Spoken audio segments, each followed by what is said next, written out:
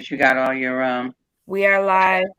we're live. Okay. So peace, love, and blessings to the Grand Rising team today. So we're coming on today to address the murder of Willie Floyd, the brother that was basically brutally killed by law enforcement in Minneapolis. And tonight's segment is called White America, addressing this because we feel that it's important for us to have these talks.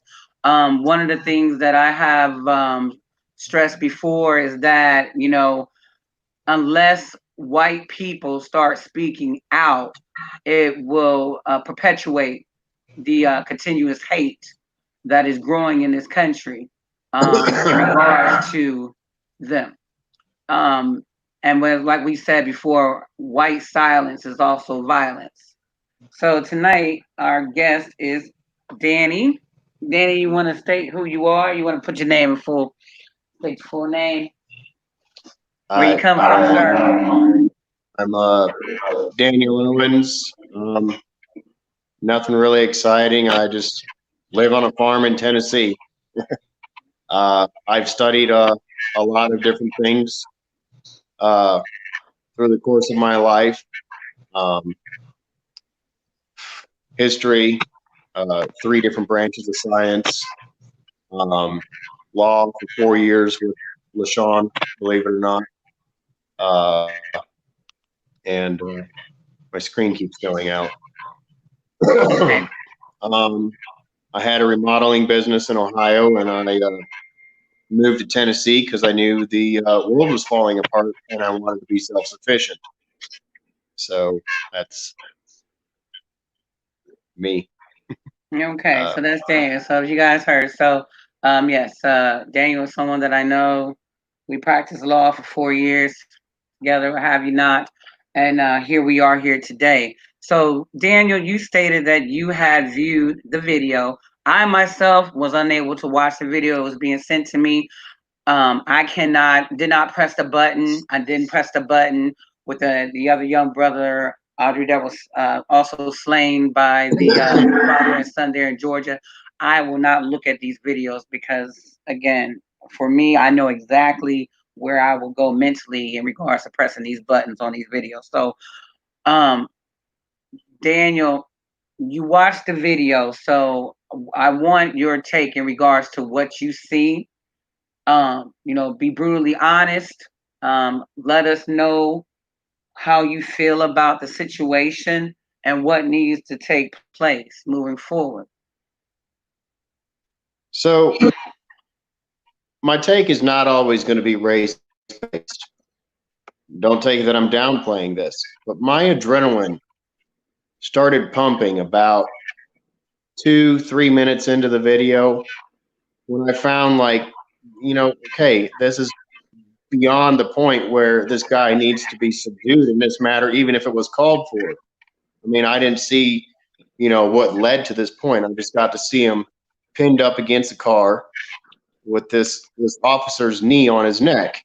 And anybody with a thread of common sense knows that you're going to restrict blood to the brain and you're going to restrict breathing.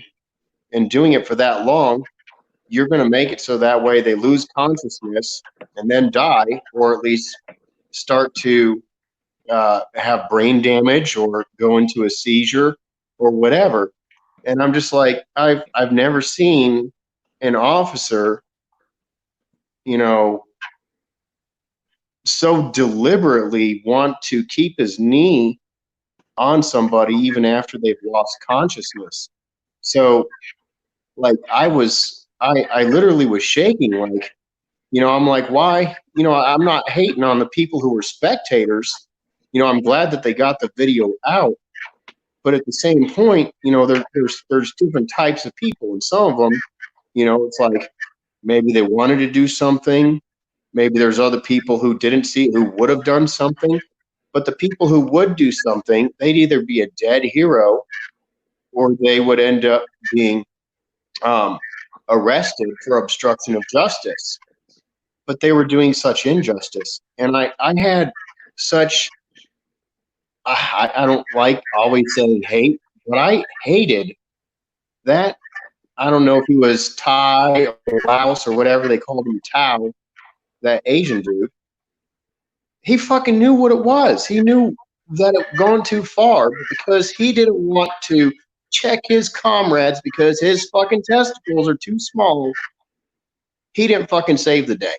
All it would have took was just a hand on the shoulder and say, back off, this is enough, and go ahead and handcuff the guy, okay? Then that motherfucker who was trying to do the stupid shit, he would have had an evaluation at work, and he would have been put on a desk job. You know, these officers are being, trained. These officers are being trained now to, like, strike first and ask questions later. They're not taught compassion or discernment. I was trying to do my end. Hey, Yes? Justin, sorry. Go ahead. Howdy. So these officers aren't taught discernment. They're not taught to stand in honor and have consideration. They're taught to be impulsive, take action now, ask questions later, and they can freaking make a story to cover it up, and they got people having their back. We got low IQ retards wearing badges who are itching to do shit like this. And look at how in the military, they got sensitivity training, but then it's more, you got bigger Billy badass wannabes that are cops now, itching for battle. Back in the 1950s, you could be just about assured, at least for white America. It should be for all America. But the 1950s type of cop would give you a ride if they weren't involved in anything, and they'd get you home quicker. They'd offer help. They try to make their community better. Now we got a bunch of freaking people that, oh my God, it's just another way that this whole country is going to degenerate because they're mindless policy enforcers that are going to freaking make it so tyranny unfolds upon all of us, and white America is fucking lagging. They're fucking lagging. They got all this knowledge, and they ain't standing up. And you know what? They're coming for everybody. So that's what I got to say. Okay. So you agree that this was straight, flat out murder, police brutality at its finest. The guy knew within 60 seconds he could kill him. Yeah, absolutely. Okay. And see, that is the problem, because see, this has been ongoing, and there'll be other arguments that say, oh, okay, well, police brutality affects everyone. White people will be brutalized by the police. We know that shit, but we are being killed at record numbers. Mm-hmm. We just had, so we want to know what else can be done in America in regards to our people, the longevity, the livelihood, our lives being spared, so to say. It's disheartening when I looked at another video today and I see a white man clearly coming out of his house with a knife, threatening the police officer, yelling at the top of his lungs, saying, I'm going to kill your ass. I'm going to kill you. And them trying to subdue him, but lightly, unaggressively, okay? More like, kind of like a little kid was trying to take the knife out of his hand. Well, why he didn't pull his gun and shoot him? I mean, didn't he fear for his life? If somebody's coming at you with a knife and telling you I'm going to kill you, why he didn't pull the gun, pull the trigger and shoot his ass? But the unarmed black man, this brother here, that was picked up on what? Because he wrote a bad check. Were you aware of that? Because he wrote a bad check. So he writes a bad check, and in the beginning of the video, that is a felony, but that's not. It's a felony, but it's not something that called for that kind of brutal force. Absolutely not. I mean, you can make just about anybody into a felon. Every day you can make me into a felon. I fucking carry firearms. I drive with no license. You know, I'm just a train wreck waiting to happen as well. You know, but nobody's gonna be like, oh, I'm a victim because of this motherfucker. Oh yeah. You know, so yeah, maybe one day, but sure as shit, I know if I was black, I'd probably get pulled over a lot more. Driving But you know, LaShawn, you do know I was pulled over very frequently there for a while. Yes. Yeah, I do. But 9 times out of 10, you know that when you're getting pulled over, you don't have to worry about if it's going to be your last breath or not. I don't got to worry about my life. I just got to worry about going to dress. Right. And that's what has happened. I don't think I'm going to get beat up.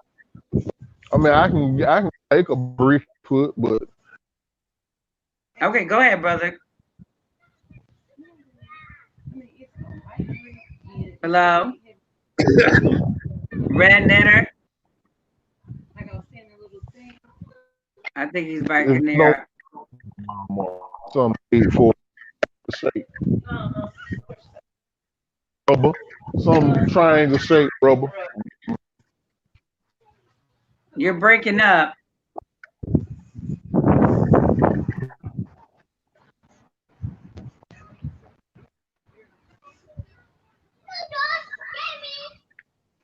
Okay, maybe he's gonna come back in.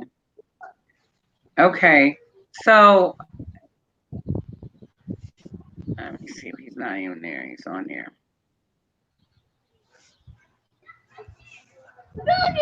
So the thing is, what's happening right now is that, you know, people around the country are not talking about racism in the right ways.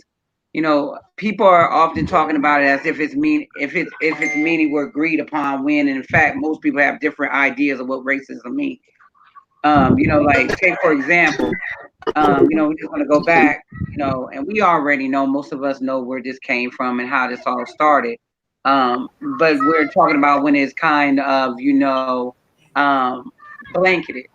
And those are, you know, most of the cases that we usually will see.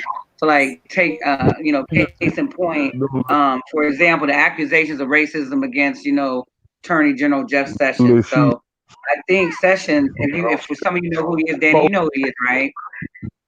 Or Jeff Sessions, Attorney General. So he has a long history of racially charged controversy. So like back in the 80s, like 1986, his nomination to be a federal judge was denied after some incidents of racially charged comments came to light. Sound very familiar, but you know, we got one of them office, we don't say no more. On one incident, he reportedly warned that a black assistant U.S. attorney to be careful with what he said to be white folks and called him boy. In another incident that occurred while he was investigating the lynching of a black man by the KKK, he reportedly joked that he thought the Klan was okay until he learned that they smoked marijuana. You see what I'm saying? And then another instance was, you know, this is somebody that's in office. We're talking about, you know, these people that are supposed to be a part of these decision making, you know, Attorney General. And then, you know, it was another time when he openly talked about supporting or making sure we convicted the murderers of the last black man. So, you know, these are the problems that we are facing when we have these people. You know, they have all kind of little gadgets and gadgets. Hold on. Brother, you gotta mute your mic. If you're gonna, are you speaking?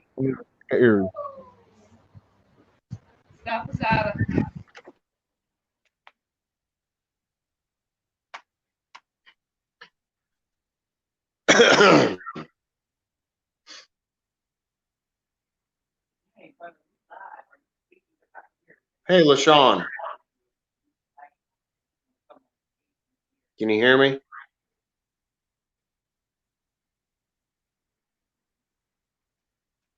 I can hear everybody.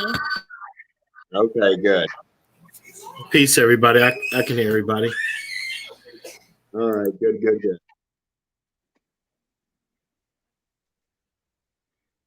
So what if You could get a hold of some people who are maybe I gotta go.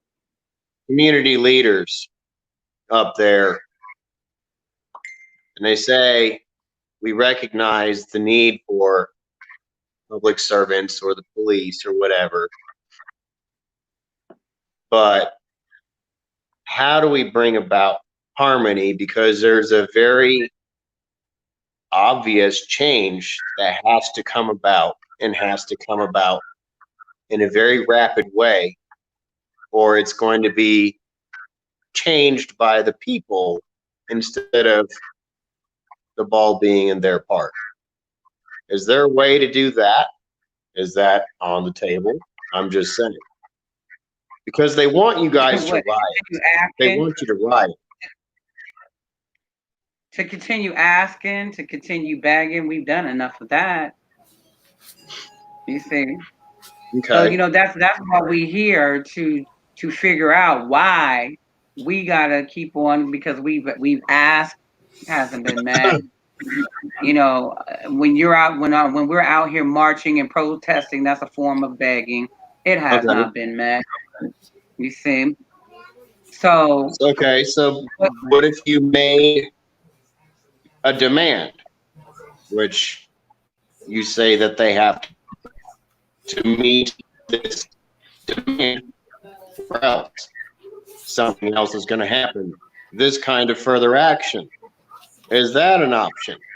I know I might sound stupid with some of this, but there's very legit legal things behind what I'm saying. And I'm trying to just prevent rioting because I know they're going to make a bad spin for everybody off of that.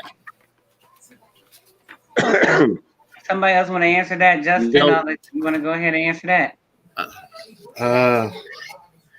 I like your question, but I feel the same way that LaShawn has commented is right, in the area of reality that America just hasn't had to face publicly. And I mean, it's dealing with the history of this type of abuse incorrectly in context. For example, I mean, if we were taught in history that the first policing forces or law enforcement started as slave patrol, it has never changed. The only reason why police exist is because you have a delineation or a separating line that divides those who have from those who have not. They're there to protect those who have. They're not there to protect or serve those who have not. They're there to enslave or to capture those who have not, who cross the lines that those who have once crossed themselves before they became in control of the legislature. So we're not having a realistic conversation. And as far as peace goes and bringing all that, that time has almost come and ended, and almost come and ended, and we're in a repetitive cycle. I work in law enforcement, and I've seen the type of things that happened to George Floyd. It didn't go as far, but when you're trained to control a subject, you know that if your knee is on a person's neck, which is connected to every area of their vital functions of their body, when a person goes limp, numb, or says, I can't move, there's only a couple of other things that are going to come after that. I can't breathe. I can't breathe. My hands are up. Don't shoot.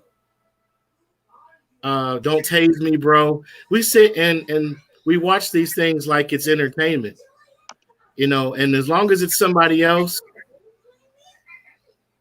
it's just conversation. But at this point, rioting's not the answer. They're always prepared for riot. But I mean, you look at what happened in what was it, in Oregon a couple years ago when those guys got pardoned for taking over a federal building. Do you remember that? The militia? Anybody? Mm-mm. An armed militia took over I a missed federal that building. one. No one got killed on either side. But that's the way it's done in America. That when you're considered an American, let me just put it that way, that's what you can get away with. That's what you can do. That's well within your rights to exist and to stand up and fight for your existence and what that's connected to by way of your birthright. That's what you can do because that's what the Constitution and other documents um, that are supposed to guarantee those fail safes to stay in place forever. That's what they're there for. They're not just for what we call a tyrannical government in totality, but wherever it pops up. I mean, I look at these armed protests over the coronavirus shutdown,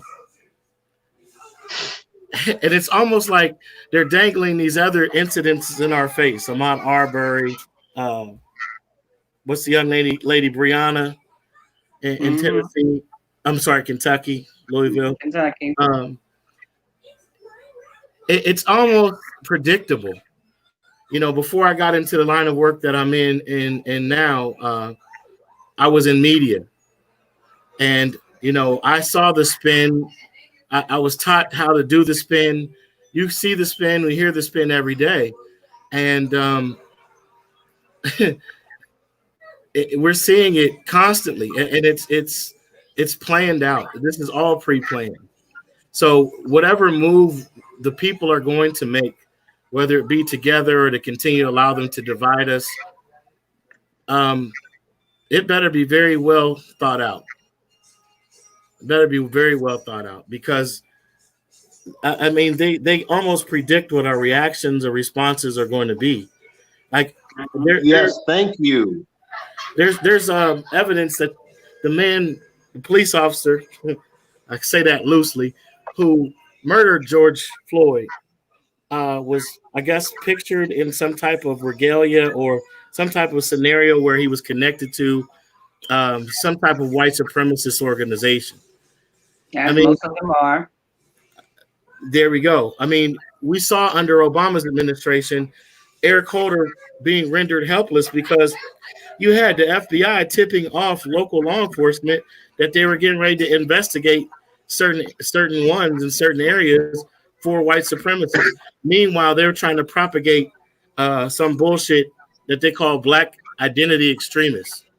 Right. The one group of people in this country who've been lied to by everybody about who they actually are, who've been seemingly eternally searching since we've been aware of our own existence in the surroundings that we find so unfamiliar every day, that for us to seek out an identity for ourselves, to declare a nationality, so on and so forth, it makes you an extremist. That's right. So I don't know what else we're supposed to do. I can't say online or over an open communication wirelessly what I think we should do, regardless of the outcome, as some will fearmonger and propagate, the carefulness on the end of almost seemingly weakness. Right. It has to be spontaneous. I'm just going to talk ambiguously. It has to be spontaneous, even more so than a flash mob. It has to be sudden. It has to be vicious. It has to be cruel. It has to be decisive.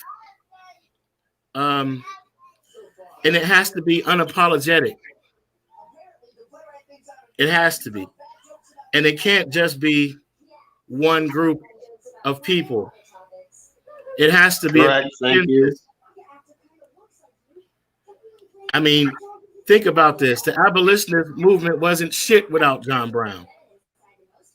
And I'm a descendant of Frederick Douglass, and I will sit here and tell you he was full of shit. Full of shit.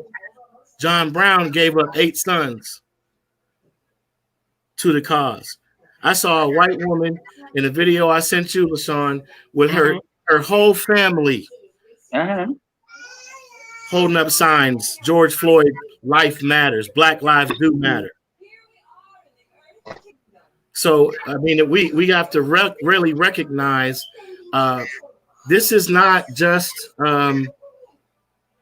typical run-of-the-mill racism. We're seeing an operation. We're watching a psyop right now, okay?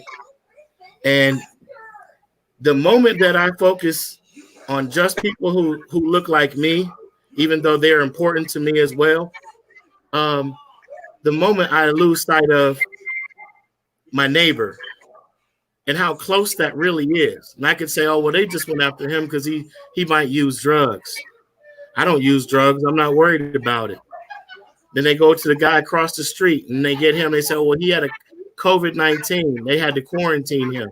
I understand they had to go get him. What reason they're going to use for me? What's it going to take? You know, I don't know. I'm sorry. I don't want to rant too long, but I think you get what you're saying is impeccably well. You're breaking up. There we go. Okay, repeat what you were saying, Daniel. Yeah, he's breaking up. Yeah. Yeah, LaShawn, like that's what I was trying to tell you earlier as well. We have to have people from diverse backgrounds working together. You know, whether you are foreign or domestic, white collar, blue collar, black, freaking whatever, white, everything. You have to have bodies from all over working in unison with the idea of a means to an end. What is the end result desired? And because the evil has a whole bunch of different ways simultaneously going together with all going toward the means of an end result. And it's a totalitarian scientific technocracy where we all have no rights. So this is just one of many areas that is all terrible. It's all tyrannical that we have to work together to nip in the butt. Because like you said, eventually they're going to pick us off, whether it's because, oh, somebody, you know, we got a tip off that they were selling firearms and they didn't have a FFA.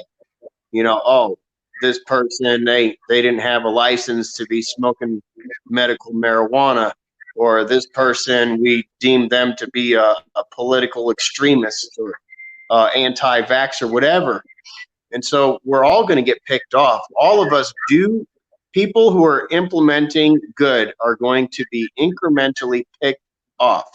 We have to have alternative means of communication. Absolutely. Okay. Ham radio, walkie-talkies. Fuck it. Use the postal service. I don't care. But regardless, we have such a small time window to do so much actionable things with well thought out plans of action. It's mind-boggling. Like we really should have been nipping this shit in the bud ever since I got out of high school. Really, like honestly, how many of us can say that we should have took action a long time ago? We didn't. We might have been in the know, but we didn't. We all thought we had more time. I mean, at least me. I was just researching. I wasn't taking action, but also. Scratch that. I was trying to get groups of people together to take action, and still this day I am. And we all know we can't do stuff by ourselves, but everybody says, oh, my family, oh, my job, oh, my fucking comfort blanket, whatever. You know, they're all scared because their daily life, their daily routine is at risk. What they desire for their daily comforts is at risk. Nobody's considering the greater good. So some of you are even in relationships where you might not even see eye to eye with the long-term forecast of the greater good. Goes for me too. Could you guys hear me? Yeah, we can hear you. We can hear you. Hey, can I speak real quick? Peace, Yeah, peace. go ahead. Yeah. man. So, peace to everybody. Just like the brother Justin said, I'm not gonna be direct, but if you understand, then you'll be able to read the words I'm saying. Right? Change does not come from comfortability, and it does not come from familiarity. I'm gonna say that one more time. Change, solution, right, does not come from comfortability or familiarity, meaning it will not be something that is usually done, that you see all the time. It will be spontaneous, as the brother said, and it will be, as some would deem, as the element of surprise. You can't ask what is the solution, because truth be told, most people aren't ready for what the solution is. So if you're asking me what's the solution, I already know your mind is not in the right state. Another thing, right? People have to understand that these things are not an accident. It's not an accident. They don't accidentally do these things to us. These things are conspired.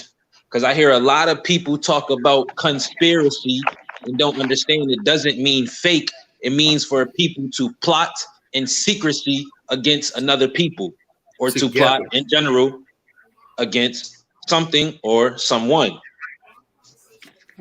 So it's not an accident what you see happening. Also, when we say that this of people, right, continuously do these things and they make it public, they put it all over the TV, it's not, they don't do it. Yeah, it may cause a riot, but the reason why they continuously do it is because people haven't done shit to fix it. And they know that you may rise up for just a day or two, you may go crazy, but then it's usually like a month later and then everybody forgets. This is why the solution has never been fulfilled, because if it was fulfilled, truth be told, this whole thing would be burned down. The whole thing would be burned down. So when we talk about solution, you got to be ready to go all the way through with it. It's not going to happen from some legal system. We tried that all throughout the years. That was tried and it failed. We tried to go about it by taking hold of their theological view, which was forced upon us. Our ancestors tried, they did the best they could with it, but it failed. We tried to talk. We tried to negotiate. We tried to reason. We tried to be accepted. It doesn't work. It's not going to work. The only reason why a person would continuously do the same thing is because they are insane.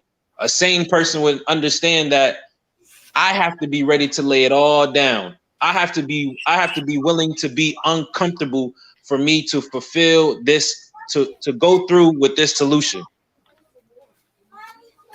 So when we talk about reasons, like Brother Justin brought up, well, they're gonna, I see what they go after this brother if he sells drugs, or they'll go after this brother. He may have some type of sickness that's going around, or they'll go after this brother for a robbery. But I wrote an article on this, right? I wrote an article on police discretion. A lot of people don't understand the way statistics work. A lot of people fall for it when they hear about, oh, this and that murder within the Black community. They're just going around crazy, killing each other and all these different things. But they don't understand that they have a system in place which displays laziness because they don't dissect fully the situation. They'll just say it was a murder. So then they just plug in murder into the system. And then that is what's put on the stat sheet for the Black community. They won't say that this young brother, either he had to do it or he was going to go. He was innocent. He had to pull the trigger, or he's going to be the one that's being buried instead of the other person that was trying to hurt him. So then what do we say about that you're now? right. There's not a self-defense category. Right. So then it's like, what then do we say about that? Do we say, do we run with it? No, that's why people like me, I went to school and studied these things, and it wasn't to join it. It was so I can know exactly how they think, so that I can speak, and not just speak against it, but do something against it. And to do something would require all means necessary. So when we talk about the system against our people, we can't sugarcoat it. I see what people saying. I see what people are saying when they say that it's not just our people, meaning that you may see other people who have to deal with it sometimes. But let's not be naive in the fact that that might just be damaged goods or something like that. That might just be getting caught up in the crossfire.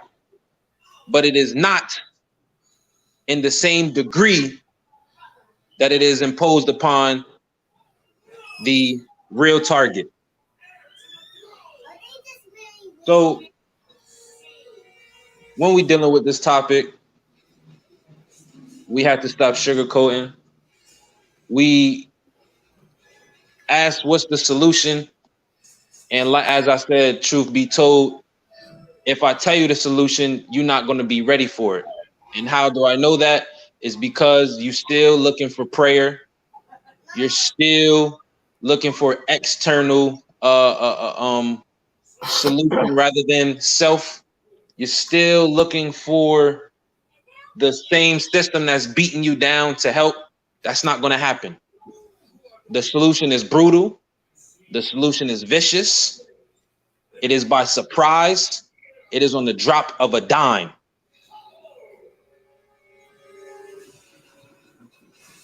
So I'm done. You know, I can't necessarily disagree with what you're saying.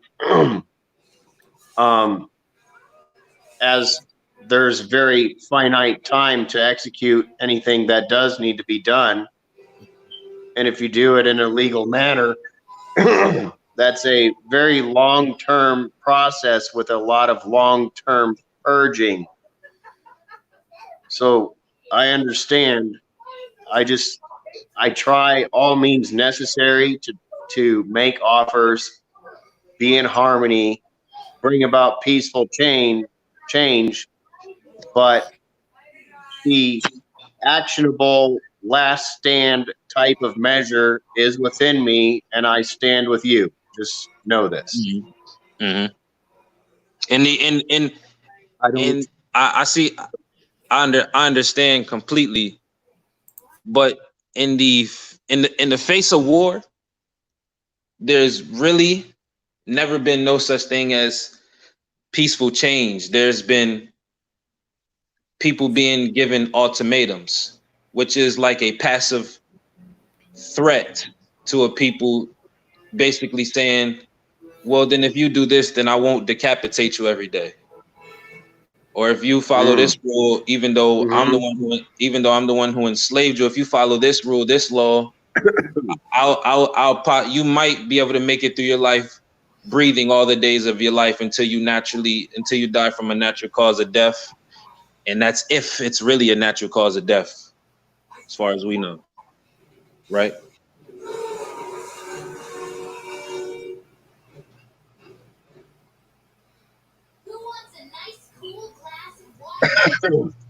That's right. Brother Moon, thank you for joining us. Would you like to add tonight? As you can see, our Brother Moon right here. Brother Moon is also a part of law enforcement. You know, we do have to, you know, well, get the I came into the conversation late, so I was trying to establish, you know, where the conversation was going. So, you know, Hemotep, Uncle Job, Sindeb, Neb, how's everybody doing today? Peace, brother. We out. Hatep, brother. So tonight's discussion, Brother Moon, was of course, white America addressing the murder, or might as well say the lynching of Brother Willie Floyd. And just to get, Mm-hmm. an idea of where, their thoughts are in regards to such. He then went off. So that's what we're addressing. Because, like I said previously and earlier, we can, as a collective, whether white, black, Hispanic, Asian, whatever you may be, living here amongst us in this so-called quote unquote land of the free and home of the brave, um, there's an issue. There's a problem, a long agitated, vicious problem, and that happens to deal with racism. Right. So, when we are having this, and again, being that you are in law enforcement, when you looked at the video, I didn't look at the video, and I had to say that before because earlier I did address that, I can't click on the button. I refuse to watch both videos, even that of the young man, Ahmad, that was also murdered in Georgia prior to this incident, which, and now this incident that has happened in Minneapolis, I couldn't watch these videos. So, did you watch the video, Amun? Yeah, I watch two angles of it. But there's that gap between him getting out of the car, him being on a wall at the store, that I see. But from when he went around the car to him coming on the ground, I didn't see what transpired to him getting on the ground. I haven't seen the video to that. Mm-hmm. Now I believe Santiago, are you there? Because you did. Someone else did send you the beginning of the video. I did. Yes. The beginning of the video from front to first to start. They did show how the altercation took place. The brother was not resisting arrest at all. They showed this on the video. I'm gonna look for it so I can play it. But he was not resisting arrest at all. He was sitting on the floor, as a matter of fact, while the police officer was taking notes. Then another officer came and they basically pulled him away to the vehicle, and then you could see them just slam him on the ground and attack him. Yeah, see that I didn't see all of that, So I definitely want to see all of that. But from what I've seen, it is very disturbing. But I don't know the policies and the procedures that they have out there. But at the end of the day, I believe from what I've seen, all officers were wrong. But I also have my own personal opinion on it, to the point to where I believe one of the officers, depending on the video from what I've seen, because of the gap, it varies, But nevertheless, what I will say is this, because it's my own kind of professional opinion, one of the real issues I see, and it is not really to just bash people in general, but a lot of people are not aware of the laws and the rules and regulations in your own community that the very leaders that some people vote for put in place for you to get arrested on. And there are agendas, and there are alter agendas on top of that, and political moves and things like that people do need to be aware of.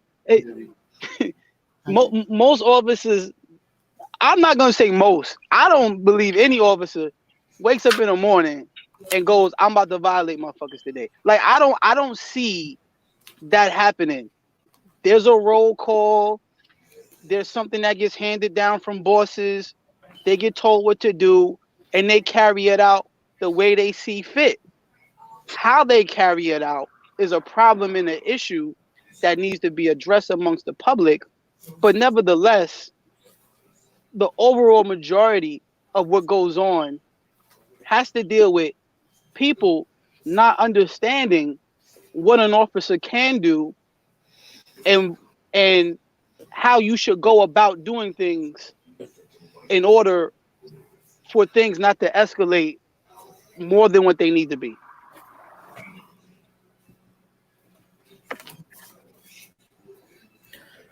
I don't know if everybody's having trouble hearing So him, I'm but just I gonna can't play hear. the video if I can just play the video. So Okay, yes, let's play the video, and then, but I mean, I had to address that. I mean, it doesn't, you know, It's terrible. there's enough visual to see exactly. I mean, you got a man. The man is down on the ground. The officer's neck, I mean, foot is in his neck, and he's clearly stating he cannot breathe. It was excessive force. It is what it is.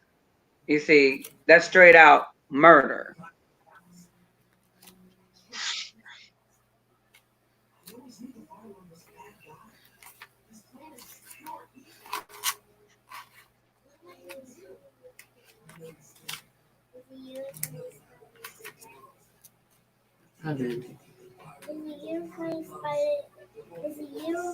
Okay, Sylvan wants to come in. Savanian, can we bring him on, sis? Please, please. I'm actually not going to watch the video because, like I said, I can't watch it. But sis, please bring on the other guest, Sylvan Kenon Jr. in the comment section.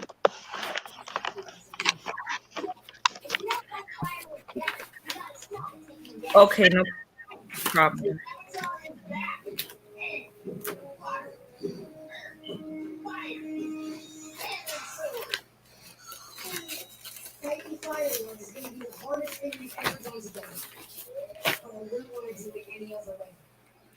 And I don't know if you guys are also, after we get done, but I also want to point out something. But there's an online database called the Plainview Project. I don't know if any of you have heard of that, but the Plainview Project has collected more than 5,000 bigoted, racist, sexist, Islamophobic Facebook posting with comments like these, concerning former and current law enforcement officers in jurisdictions across the country. Okay. And last year, around I want to say July 2nd, there were 72 Philadelphia police officers that were forced to resign because they were all a part of this. So this is another thing that we have to address when we talk about policies and procedures being carried out by law enforcement. But do we know if law enforcement is actually law enforcement, or do we just have a bunch of bigot and racists that have turned in their white sheets for badges and guns? You see, because a lot of that is being exposed and has been exposed over the past couple of years regarding um, those that are actively heavily involved in these quote unquote white supremacy groups and so forth. So is that not an issue? Should we not question that? It's a culture.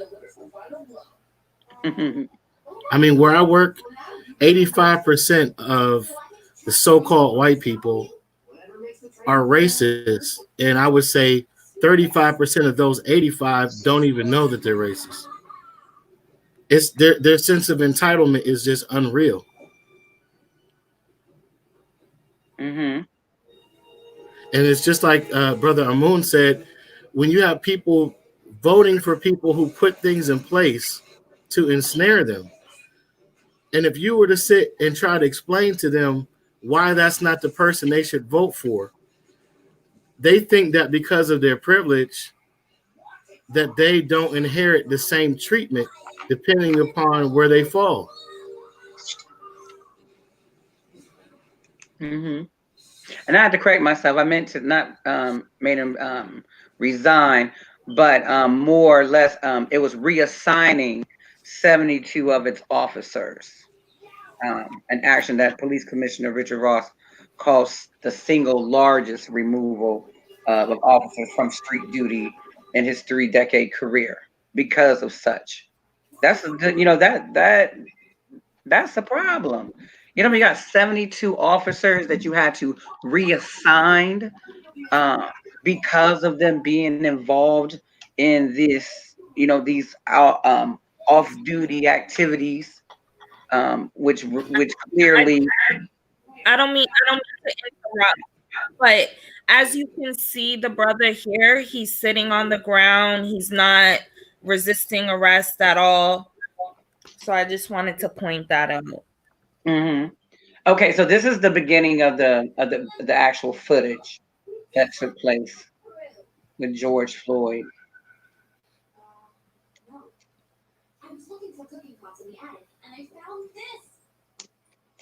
Okay, so it appears from it looks like is he already handcuffed there? It looks like his hands are behind his back and he's against the wall.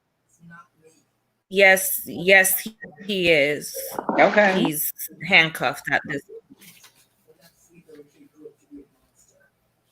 Poses no threat because he's already in cuffs. When you agree, Officer Moon, Brother Moon. Deputy Sheriff. Deputy, excuse me, Deputy Sheriff. Yeah. Moon. Yes. So as we get some video Yes. here, he is Yes. already detained, correct? He is cuffed. He is no longer a threat, correct. Oh, right. All we needed to see. That's all we need to know. I need to see how and when he got to the ground behind the car. What transpired to him getting on the ground to have They show it. 3 officers on top of him. Mm-hmm.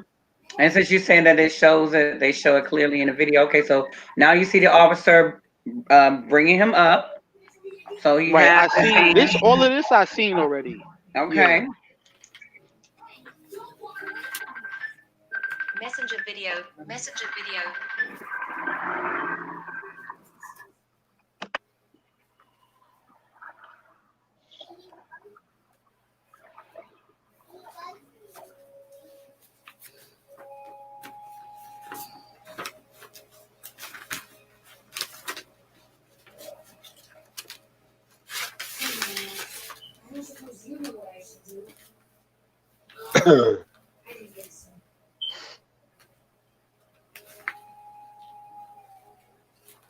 So they're bringing him to see. See, this is what I didn't see. So right there, they pushed him down. If you can see right there, second officer, he was taken down by knee, pushed him down. Now we have another vehicle right there that just moved in. But if you flow that back up, you see that the officer knocked him down. Okay. I'm going to the page, okay? Okay. What happened?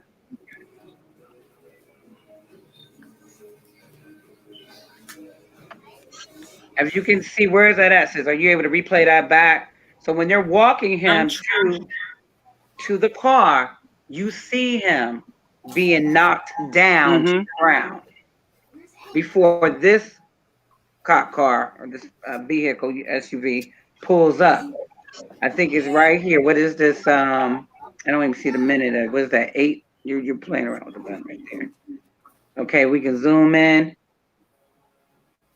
Right before they get ready to, it looks like they might have been opening the door, and then he falls, or he's either shoved or falls down to the ground.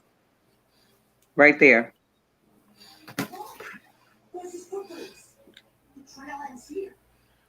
No, you could tell that the officer behind him shoved him to the ground. Yeah, the officer you behind can see him. It, I don't know if this is like a knee in the back or how that happened, but clearly either shoved or fall. He's down on the ground at this point.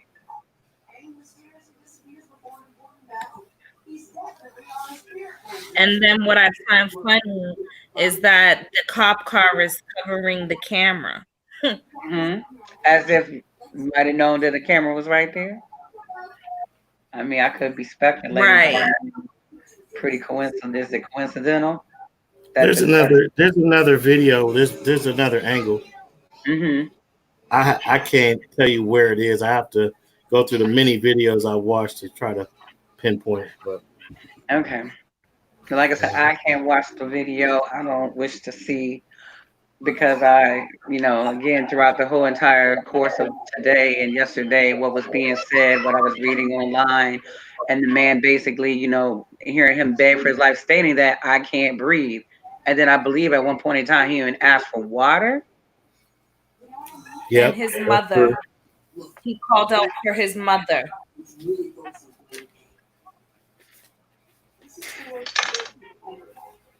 I have no words. I have none. And the people around that were in proximity were constantly admonishing the officer who had him pinned to the ground to let him up to breathe.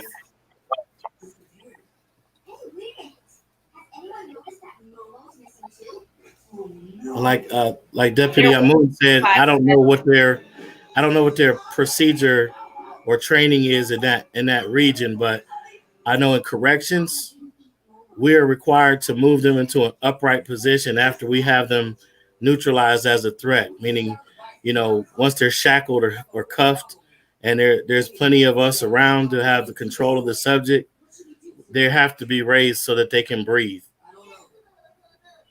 That's correct. I was I also in CO in 2015, 2016.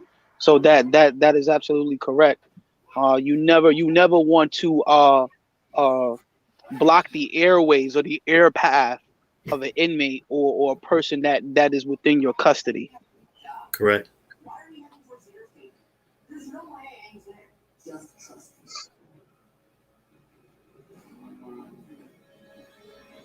Like I said before, the video speaks for itself. There is no excuse. It's unexcusable. The man was killed. I would just like to say something. Um, I find it a little bit appalling that we don't really have strategies set up to deal with things like this. Like the fact that there were about two other sisters and three other brothers filming literally 1 meter away from what was happening and didn't do anything but film. I find that a bit appalling. I don't know if we need to get pepper spray, keychains, but I know that if I was there, it wouldn't have went down like that. I would have completely directed the officer's attention to myself to be able to allow the brother to breathe, to get his foot off his neck or knee off his neck. And I just find it appalling that we as a people can stand around and film this shit literally 1 meter Thank away you. In and New, do absolute I mean, nothing. in New York, the sister went after the officer who was manhandling a young black male for not wearing a mask after passing out water and masks to the white crowd across the street from them. And he gave that sister the business, but she held her own for a good minute and a half. I wouldn't suggest the pepper spray, and I know that I'm sure Deputy Amun could tell you we're trained with those things, and I mean some people handle it better than others. But if you get the wrong person on either side of things with that, some people can eat it just like they're eating hot wings. It has no effect on some people. It's probably about 3% of people, but nonetheless, you never know who falls within that. And the more you're exposed to it, the more readily you're able to respond in lieu of the effects. Um, but I understand where you're coming from. In Indiana, it probably wouldn't have had to go down that way. In Indiana, they have a law where it doesn't matter what the person's profession, whether they're law enforcement or not. If they're acting outside of the law in a criminal manner or so forth, you can defend yourself. Let's just put it that way. I would never advise someone, attack someone who is in uniform. There are plenty of good men and women who do respect your rights and simply are trying to make sure that everyone is safe. But that instance there, I agree with you. Like someone, I watched the whole time and I said someone should have tried something. I mean, I think if I was going to risk catching charges, that would be a situation that would be well worth. Most definitely. Most definitely. But it's sad, man. It's sad that it would have to come to that. Exactly. Because I feel for the bystanders and those that stood by and watched, they're just as guilty as the ones that committed the crime. It is what it is. I'm going to mildly disagree with you. Mildly. They should have took action. They probably could have changed it. Maybe one of them would have got shot. What would you have done? If you were there and this took place? My screen just blacked out. Hold on.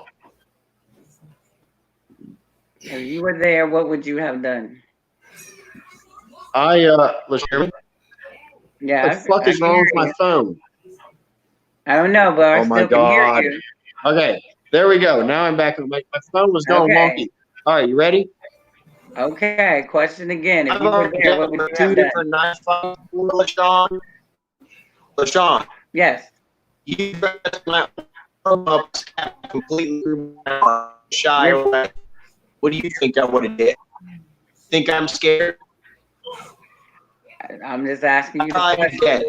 I'm asking you the question for the audience. You be dead. The one who was killing that guy. That's what I twisted. You're breaking up. You're breaking up. You're breaking up. Oh shit! Damn. There you go. I said I ain't scared. I've been stabbed before. I've been in 2 different knife fights. I'm very impulsive. I'd have 3 bullet holes in me from 3 different officers, and I'd be Swiss cheese. Go Wisconsin.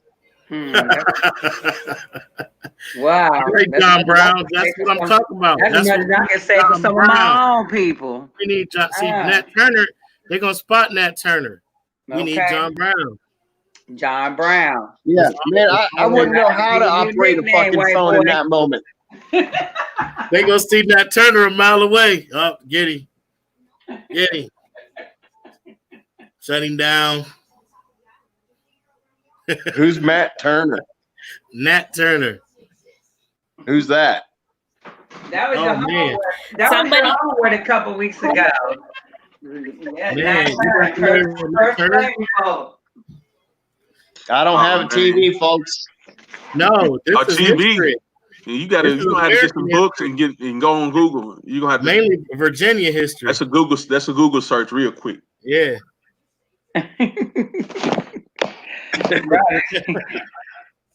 Well, what is this guy? What do he do? He was a revolutionist. He revolted against slavery. He led an insurrection. Guys, I mean, I'm definitely not Billy I'm not Billy Badass. I'm going to tell you that. Okay? A Google search. Yeah. But the thing is when something bad happens, that's really, really bad, happens in front of me, it's like this instinct reacts and does something actionable. Like I ain't fucking around with a phone. I'm doing actionable things. Mm-hmm. And you know, it's not that I'm itching for a fight either. It just happens. You know. Anyway, so yeah, I've been shot. Let me say this. I'm feeling like I'm gonna react in that moment. I'm gonna get in. It's gonna be 2 dead people there, in terms of the brother and myself. This is what I'm thinking. Now, I don't want to sound disrespect. First of all, peace to the panel and peace to the chat. Peace, brother, peace. Peace. That's why we having this open dialogue, The difference, and I'm gonna be real. I'm gonna be 100. I'm gonna keep it 1,000 all the way. House of Owens, no disrespect to you, you would be able to react without fear a whole lot quicker than I would be able to react without fear. John Brown. Just because we got two different skin tones, they're gonna treat you different. They're gonna treat you entirely different. Again, no slight, no disrespect. Those are the realities that we living in every day. That's the reason why a lot of our people are standing around filming. Because once we jump in it, then that's all the reason that they need, not to haul us off to jail, but to open fire. So there is that resident fear that's in a lot of our people. And I'm hoping that we get sick and tired of that bullshit. The next thing I wanted to address is, I don't know why it would be hard to believe that race soldiers, suspected race soldiers within the ranks of law enforcement. I don't understand why it's hard to believe that they would not wake up every morning with a death wish. Because we understand, and y'all correct me if I'm wrong, in 2000, I think it was in 2006, a report came out from the FBI that law enforcement had been infiltrated by neo-Nazi and white supremacist groups. Is that a fact? Fact. That is definitely a fact. And that's one of the reasons why I brought up. Yes. That's a fact. That is a fact. That's why I brought up even more recently last year in regards to the reassignment of the 72 Philadelphia police officers because of their outside dealings in these white supremacist groups. Can you guys hear me? So yes, it is definitely a fact. So if can you hear me? A problem. It is a big problem. So okay. So let me just finish my point. If that is true and the fact, it should not be hard to believe that there are some suspected race soldiers in law enforcement uniform who wake up wanting to kill people of other races. That's not hard for me to believe. And I'm trying to understand why it's hard for anybody else to believe that when we know what their reason is for being there in the first place. And that is to be able to legally lynch people. And then my third point is, with as much of the video that we did see prior to Sister Santawa showing the full video tonight, there is nobody in law enforcement across this country that can convince me that him kneeling on that guy's neck in handcuffs and staying there until he expired is police work. That's right. That's not police work. I yield the floor. That's facts. What's up, sis?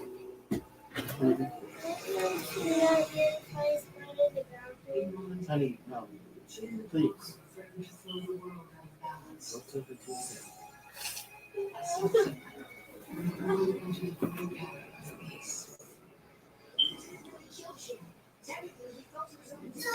Right. Ty says that was the time someone should have taken one for the team if it came down to that. People standing around not doing anything was embarrassing.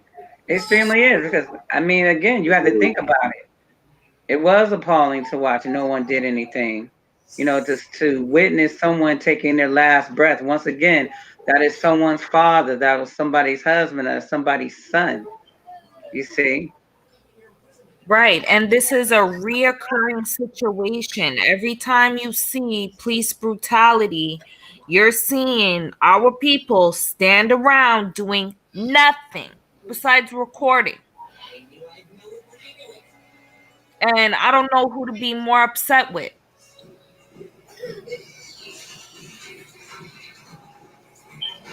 You know Well, what I mean?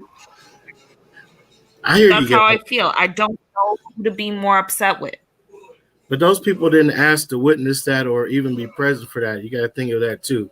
We have to have equal response for action. Like that's what the Panthers started based upon, and you saw what happened to them.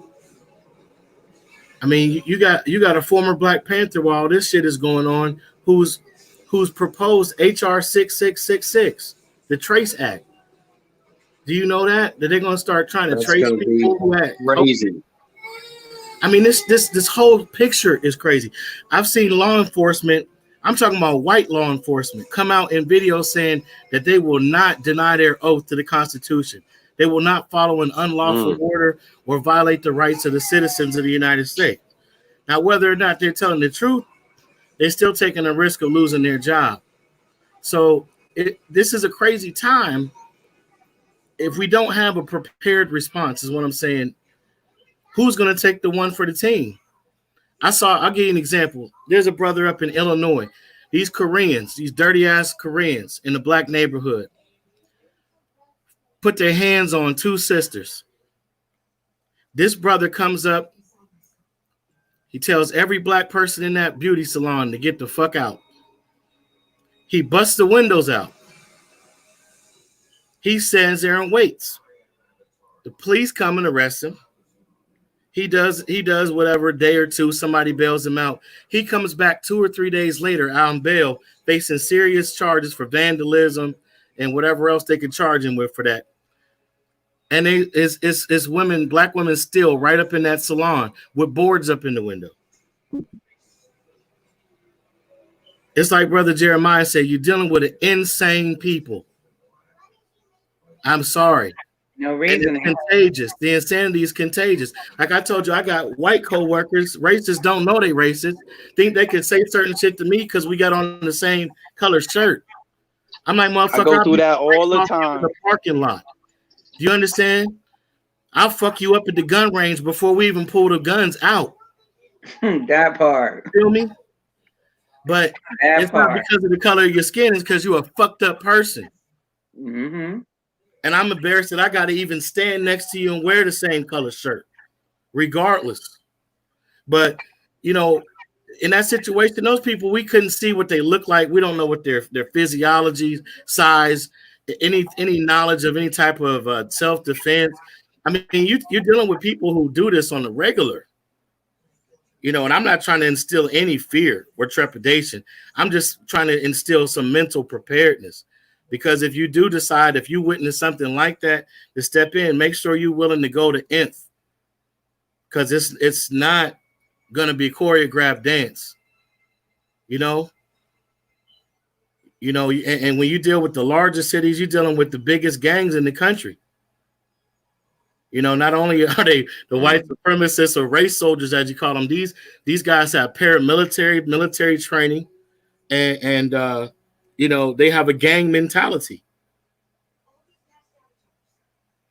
And you got to think about this. When you got the black code still in effect, most states never took them off the books. And if you're not familiar with the black codes, I suggest you Google them. Any group of blacks, 5 or 6 or more, standing in one particular area, grouped up, is a gang. And in prison, they call it a security threat group, STGs. They got a whole unit of people who just don't want to work regular posts in my prison, right? That's what they do. And I laugh at them because they don't know nothing about gang life, but they go get paid to sit in that office and ask people who they're affiliated with. What neighborhood are you from? Let me take some pictures of your tattoos. But I'm just saying, it's a whole different mentality. And if you want to take that action, be willing to go to it. You got to be willing to die, because it's not going to stop at some pepper spray and we beat your ass down and we got them. If they sat there and just knelt on that man, and he might have had some cross words with the officer from the video I saw where he got slammed to the ground, okay, but he wasn't resisting. When you think of resisting, he wasn't jerking away. He wasn't trying to flee or get away or struggle with them. Right. You know, your body's going to have an involuntary response when another person's trying to control you anyway. So, you know, there was no justification in what they did. And I feel bad for his mother, him, his family, and the people who saw it and video recorded it, because you know people have three reactions to certain things, not two. We're taught fight or flight, but there's a third one, and it's called freeze. Some people freeze up. Some people just freeze up when they face a traumatic situation. They don't know what to do. You know, and some people take off, that's the flight, and some people stand their ground, even when it's not even that serious. Like if it seems that serious, they're going to go there. But I mean, what you guys are saying, I don't disagree with you. I'm just saying I see the other side, not as taking sides against the victim, but I see the side of what would you do? Like what's your level of preparedness? It's great to strike out in retaliation and anger, but it's better to have some type of prepared plan of action. If, when, if, then, what would I do? What's my defense going to be if I don't get killed? You know, it's just like with Ahmaud Arbery. I wish he would have had a CCW, right? But then he'd be fighting for his freedom instead of he wouldn't have been fighting for his life. Right. Either way, he was fucked. Like just because they decided to pursue him. Exactly. It's catch-22. It's like damned if you do, damned if you don't. When it comes to us in this country.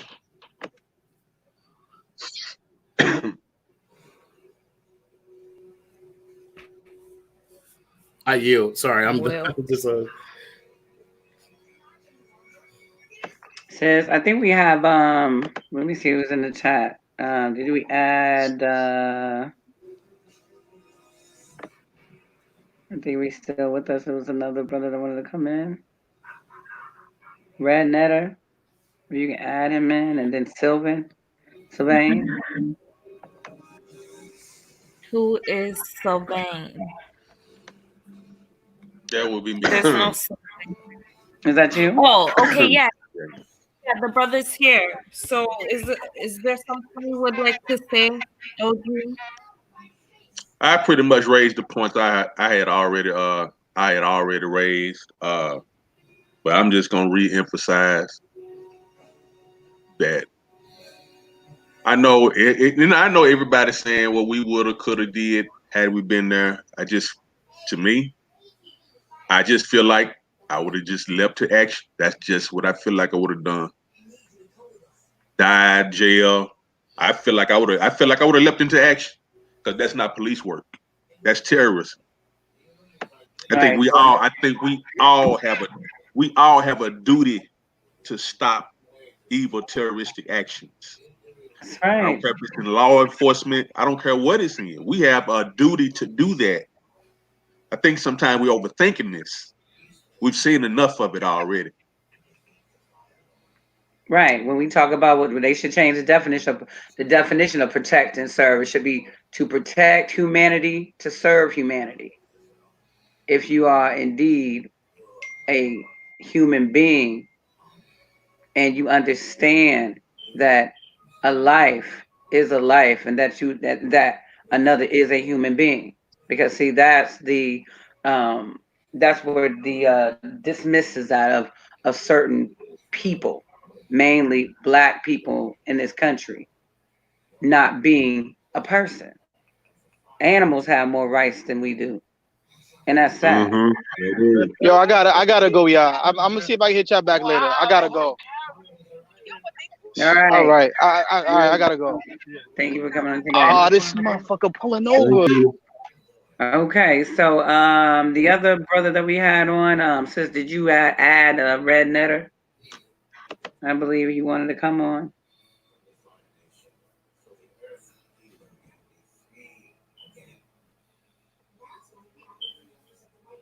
Let me see. We're gonna add somebody else. Mm-hmm. There we go. Red Netter's not Welcome here. back. Okay. So Jeremiah, who else? Okay, so brother Jeremiah is back with us. I don't think he's here. I think he The other brother left out of the room, so he's not here yet. Okay. Welcome back, Brother Jeremiah. Like to add on? Peace, peace. Peace. So, give me 1 second. So recently you was talking about stuff about the community. So LaShawn, remember me saying that Latin saying posse comitatus, the power of the community. If we got people to believe in the power as a collective community to stop and correct in all places, whether it be in government, the church, even your household, you got to stop and correct.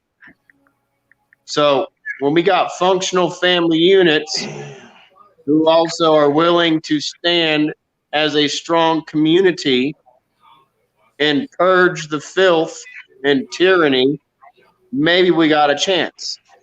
So in the mountains here in Tennessee, I got a lot less population to deal with, but as long as I can have a venue to start having meetings, this is going to be my movement. It's about posse comitatus, but I only got 7,000 people to deal with.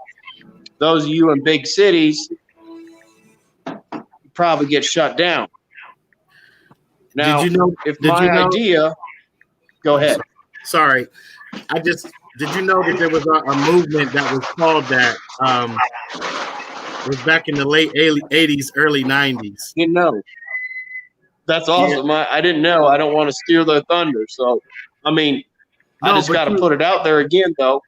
You have the right idea. Revisiting that idea isn't bad.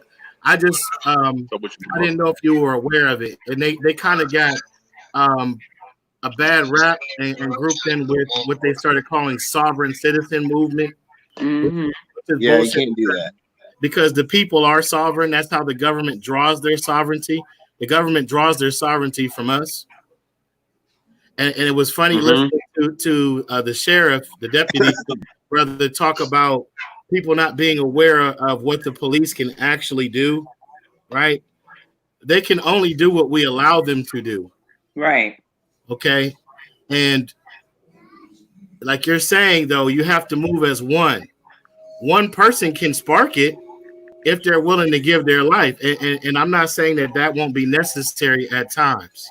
And I'm not also saying that I wouldn't be one who would do that. I just want to be careful what I say, simply because I haven't got where I'm trying to get yet with what I'm wanting to do. Exactly. Okay. But I'm with you. And I'm going to let you continue. I don't want to take you far off track. But, yeah, someone actually used that name and that philosophy. Well, I don't know how far it's going to go because there's a lot of people who are brainwashed. There's a lot of people who we just can't break into their skull and piece things together no matter how simple we break it down. Right. There's some people who think that their lack of acknowledgement means that the reality is not there. So if there can be at least the concept of critical mass working in unison, it can still bring about positive change. But nonetheless, there will always be people who are dead weight. There will always be people who are ignorant. There will always be people who I have nothing else to say to them other than brain damage. Yeah. But yeah, I'd say if a third of the citizenry stood with one another to bring about the positive change, there's no way in hell the government could cull that many. No way. And we're really not that far away from having a third of Americans on the side of standing up. And even on the basis of vaccines, you got 14% of America that says they'll die before they'll get stuck with a needle. You got about another 11% that says that they don't agree with it and don't wish to comply, but they ain't about dying. They'll probably go ahead and cave if they feel they have no hope. Then you got about another 10% that they don't really know which way to go. They're unsure. They're just on the fence. They could go any way. But if we get to that 30%, 33%, and common cause to stand together on a lot of issues, we got at least another shot at another decade of having America still. But anyway, I know there's a lot of issues, and oh my God, it's going to take a lot of heads, a lot of community leaders, a lot of sharing of information, breaking things down, putting things from different points of view, and organization against every element of tyranny that's out there. My phone is going wonky again, guys. One of you guys can take over.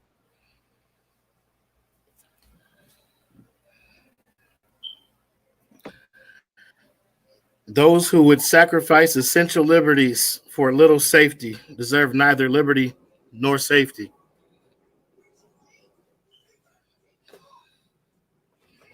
Was that Jefferson or Franklin? Franklin.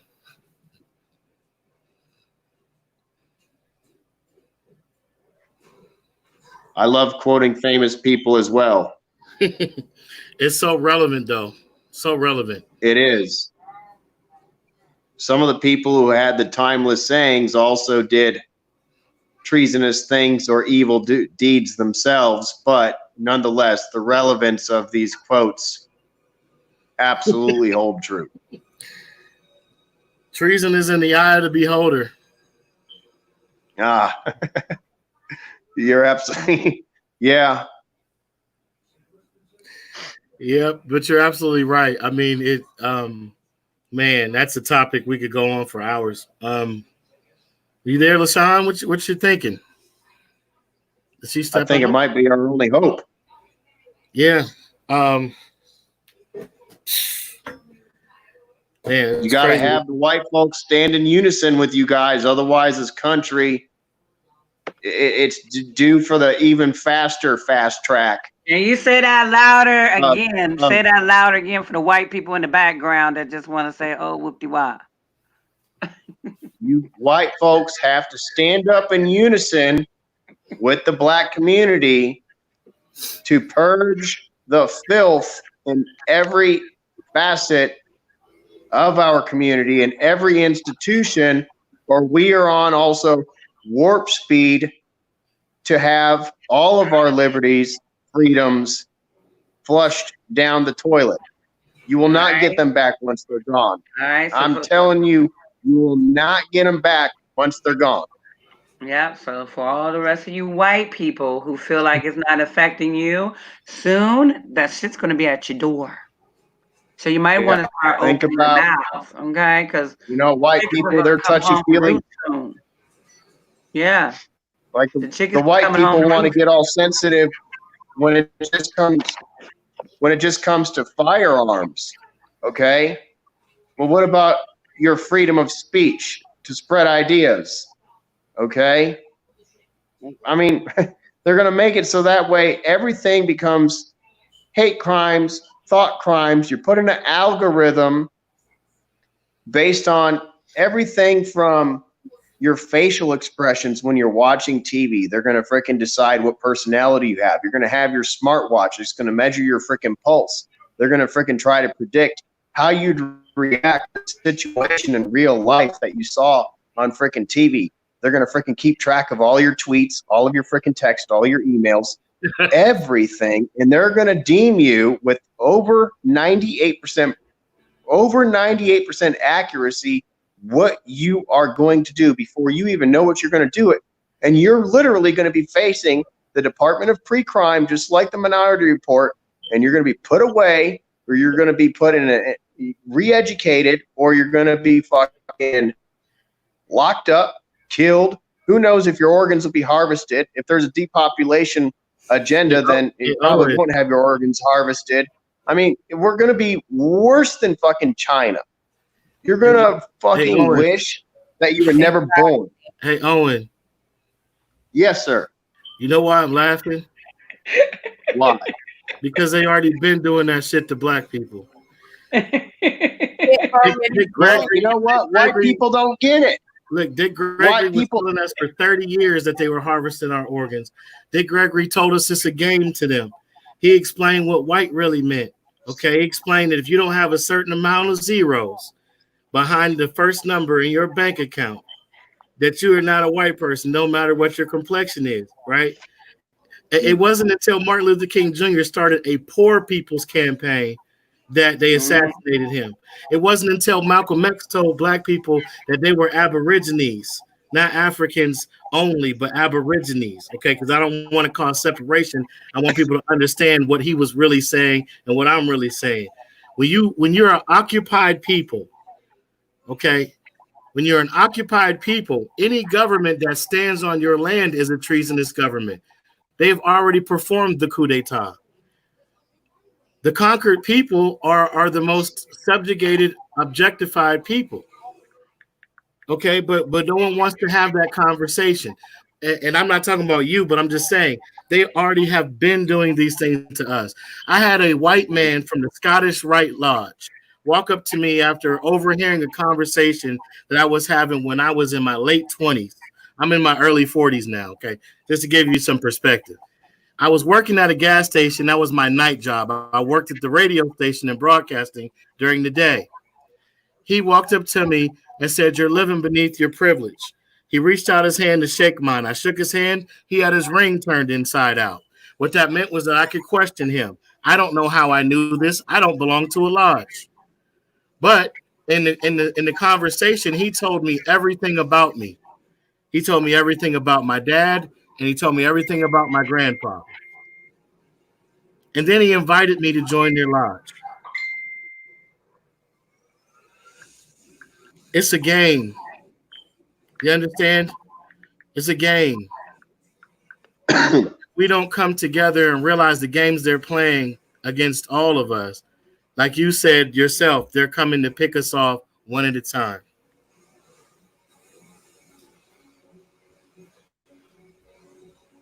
The reason I'm quiet is I heard something outside, but I did hear you.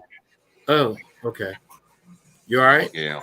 Okay. Coming to pick you off one by one.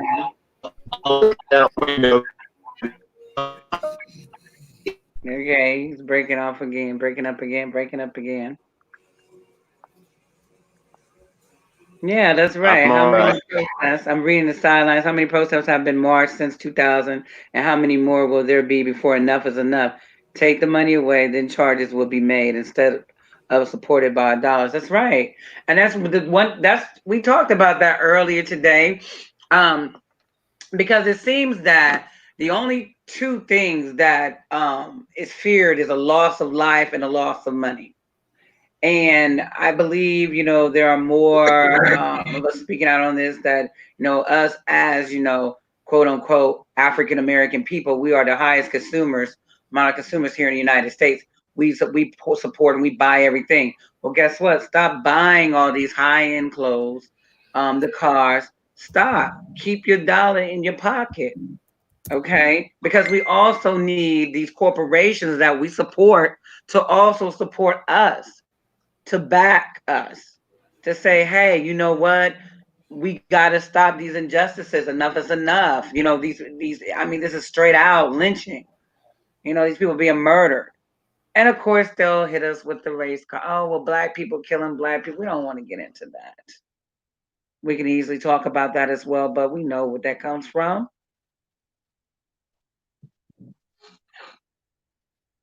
Right.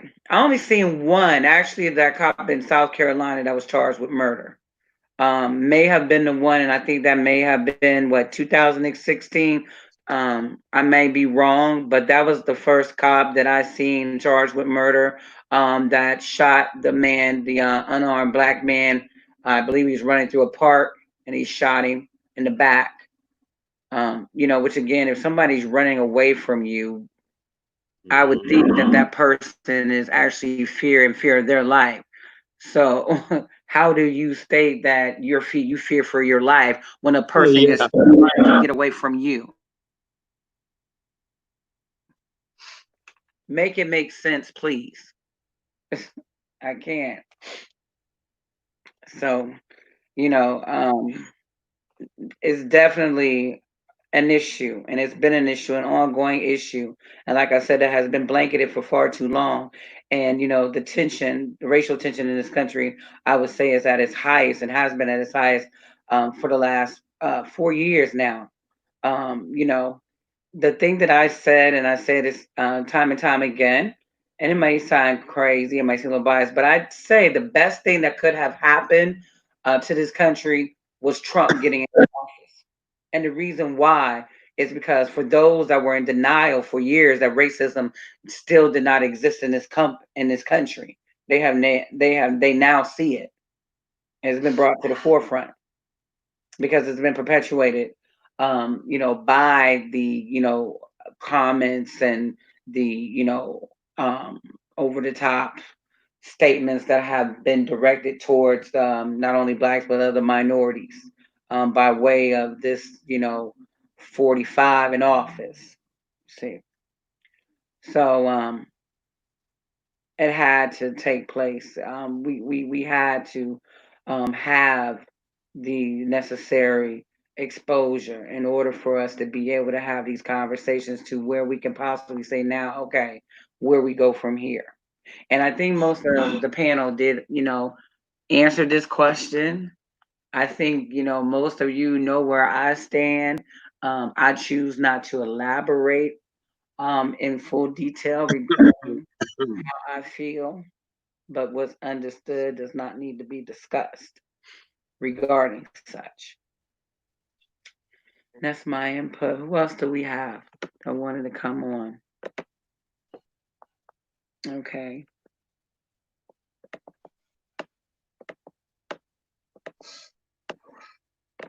Right, Daniel. So, but you know what? I'm happy to have, you here on this panel with us. I think that's one of the things that we needed to um, be able to show because, with us being quote unquote pro black, and I tell this and I say this all the time, I'm pro black.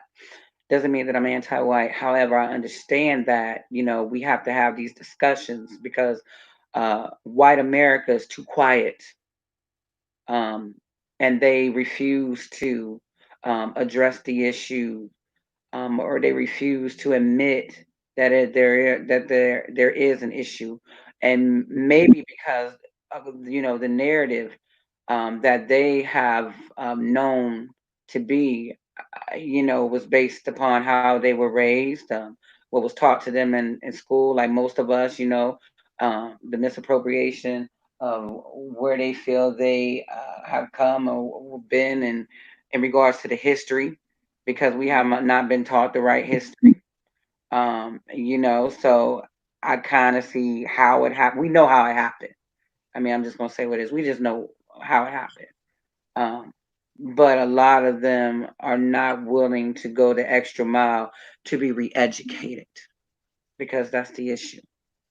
Had to be re-educated, and they have to openly admit and face how this all began and where it started from. You know, um, sadly, and I brought this up earlier today. Um,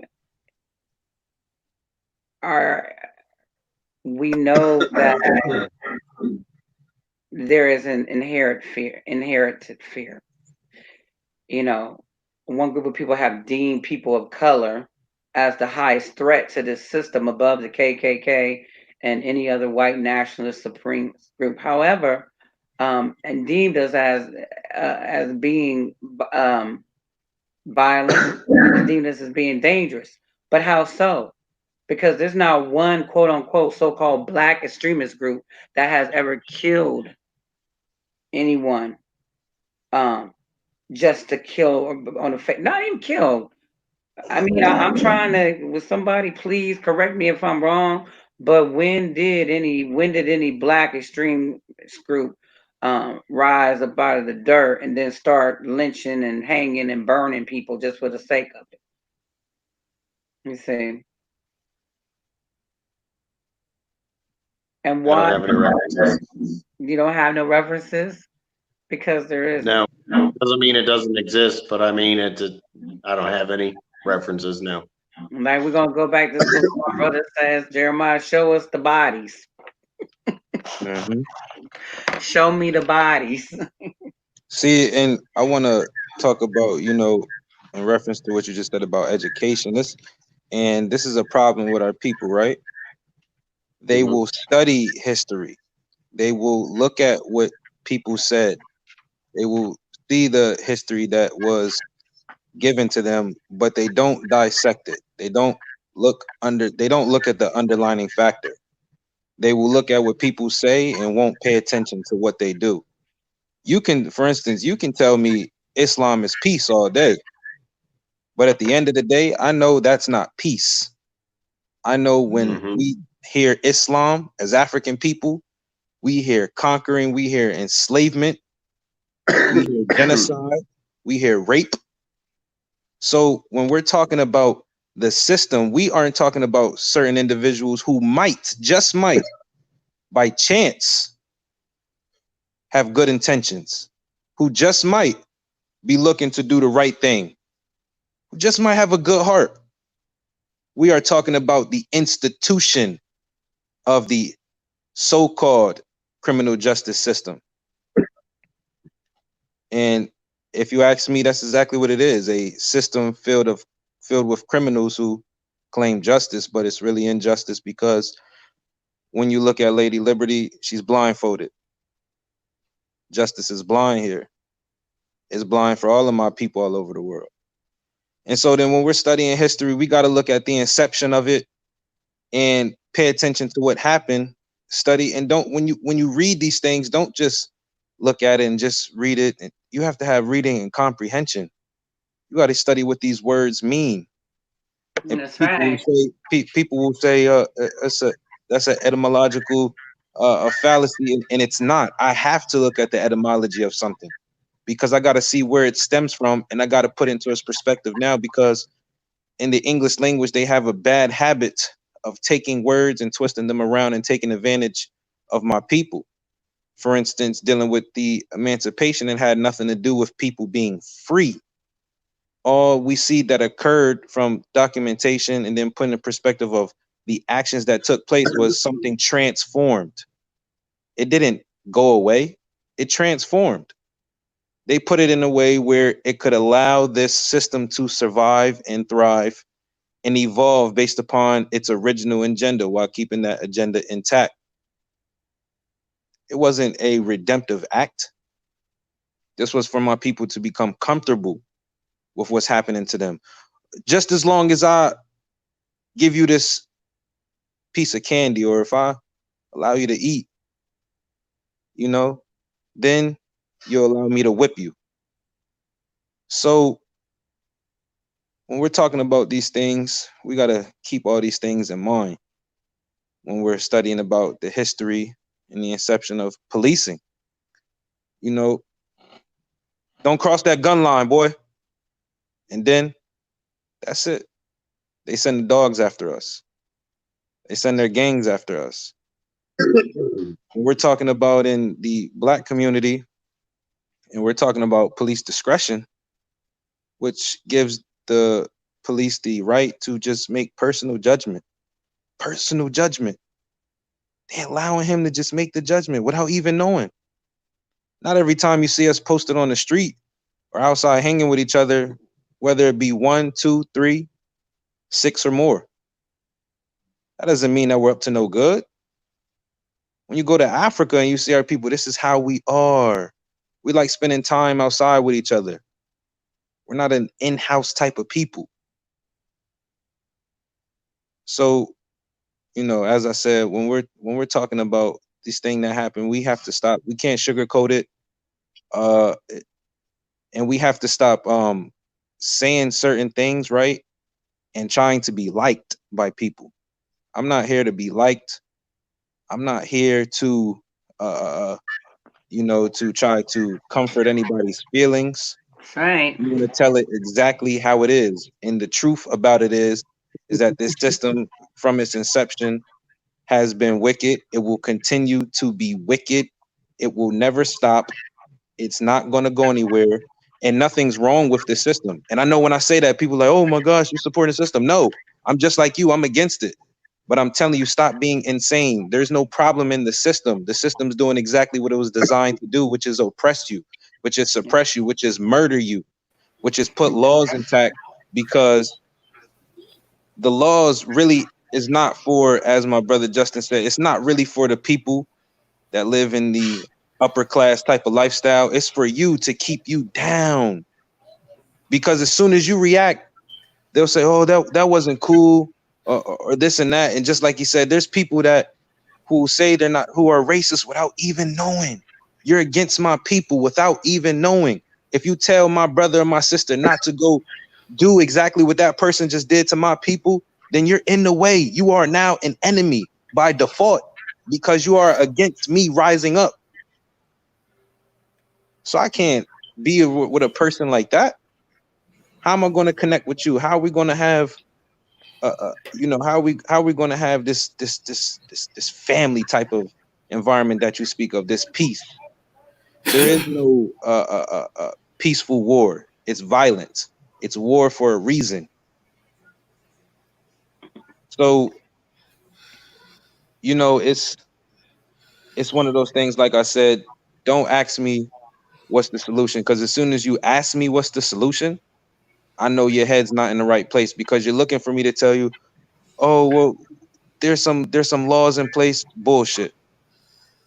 Oh, well, we got to get this together. Nah, that's crap. We know what it is that we have to do. There is no such, it's not going to happen by being peaceful, by being kind to these people. They don't understand that. And until you get that, it will continue to happen this way. They don't understand compassion. They don't understand peace. Nope. Dude, when I did a paper on African people and police discretion, these people aren't even educated enough or psychologically sound to be in our community. They don't understand us. They don't understand our culture. They don't understand we move, speak. None of that. All they know is shoot and kill that black man. Shoot and kill that black woman. Shoot and kill that black child. That's all they know. When we were studying, when I was in school studying about this, these people are paranoid. They're scary shooters. They don't know how to think. They don't think like you. We have to separate. We've been told this time after time after time after time. Separate. It's not hate that I want to just be amongst my own people. That doesn't mean I hate the rest of the world. That doesn't mean that. That means I'm sane enough to see, from the time we were taken from our home to being over here to now, that it has not gone right. We don't mix well. It's not going to go right. Nothing will go right if you're in a system that abuses you and confuses you.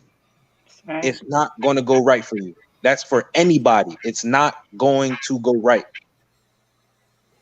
So, for the solution to this is as plain and simple as, and listen, the solution, right, no longer needs, I want you to pay attention to this. We no longer need recent or direct reason to react to what they've done to us. I'm gonna say that again. We no longer need recent or direct reasons to react to what they do. We no longer need that. We are in the right to do anything and everything we want to do right now. Why? Because they've done anything and everything they've wanted to do to you without reason from the jump. As I told everybody before, they were wrong the second they took my people from our home. You were wrong. The second you put me in chains, the second you spit on me, the second you raped my ancestor, the second you threw my ancestor over the boat, the second that you enslaved my ancestor, the second that you had them here on those breeding farms, the very second you took us from our home, they were wrong. We had every right to put them to death as soon as that happened. People have to stop living in this dream world, acting like it's going to get better. It'll get better tomorrow. If I just pray, if I hear one more person say they're going to pray, I'm just going to block you. I'm not going to talk to you. We don't have nothing to talk about because you're a part of the problem. Prayer ain't going to do nothing. Sitting back, not going to do nothing. That's right. If you not ready to do what the real solution is, so if you can't really read between the lines of what I'm saying, then you're not ready. Because a person that knows the solution would understand exactly what I'm saying. Mm-hmm. Jeremiah. There's no spiritual morale. Jeremiah. Yes, my friend Danny. What's going on, man? All right. Okay, so I'm gonna have a little bit different perspective than you, and this is not even me saying that you're wrong. I think a little bit of tweaking, possibly. You're mostly right. There's probably going to be bloodshed. There's probably going to be no peace. We're running out of options. You're absolutely right about that. Now, your mind is more when you say about, I want to be with my people. That's fine. It's called tribalism. Okay? And that's fine. You have a right to want to be around your people and to work with your people. Even if you only want to do business with your own people, fine. But believe it or not, I want to support you in your cause. And there are many other people like me, but they're lagging in taking action. Okay? Many more white people. But we will stand with you. Okay? But they need to be woke up a little more. You'll be stronger with people from diverse backgrounds. And then you can go back to once you achieve your end goal to living life the way you envision, if we even survive. Now, I, for one, I don't even think that I'm going to live past the age of 38 or 39. Doesn't mean that I want to die, but I just see, I'm a motherfucker who speaks up. I'm very opinionated. I've already been investigated in 2014 by the FBI. Like Homeland Security, interviewing my parents, girlfriends from 4 years prior. What type of person am I? Because I was diving in deep with some shit and they didn't like it. But anyway, it doesn't mean that I'm a badass. It means I'm a threat to the state, just like you guys. I got eyes that are open. I want positive change. I'm their enemy. I want you to be free. And for the record, not saying you were pointing your finger at me, just want to be known in this group. My ancestors first immigrated here in 1888. Okay? I've only had one relative who didn't like black people. She lived in North Carolina, but she never tried to make anybody else hate. She just said, I don't like them. That's all she said. She didn't try to convert anybody else. Nobody else in my family had a problem. So, just saying. I wasn't part of your bondage. And you know where the word slave came from, correct? The Slavs. Yes, Slavs, Arabs enslaving Slavic people.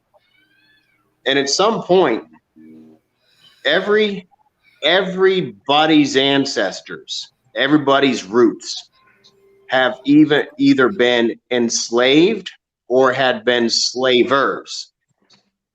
So we're not going to get very far with victim mentality as well. But if you ask any scientist, do you get further with competition or cooperation? You see how evil has what? How many fucking entities working and conspiring against us? 1,000 different agencies and secret societies, but they all have a common cause for the means to an end. Mm-hmm. Okay? And they're cooperating. So you need cooperation. Mm-hmm. So that's why I said you're right a lot. You're right a lot. I'm sharing my viewpoint, and ultimately, all of our brains collective is necessary to figure out multiple points of defense, attack, implementing what the fuck ever. Mm-hmm. And we mean to have different faces, different personalities, because we'll resonate with different people. I'm gonna have different people who want to hear me speak than who want to hear you speak.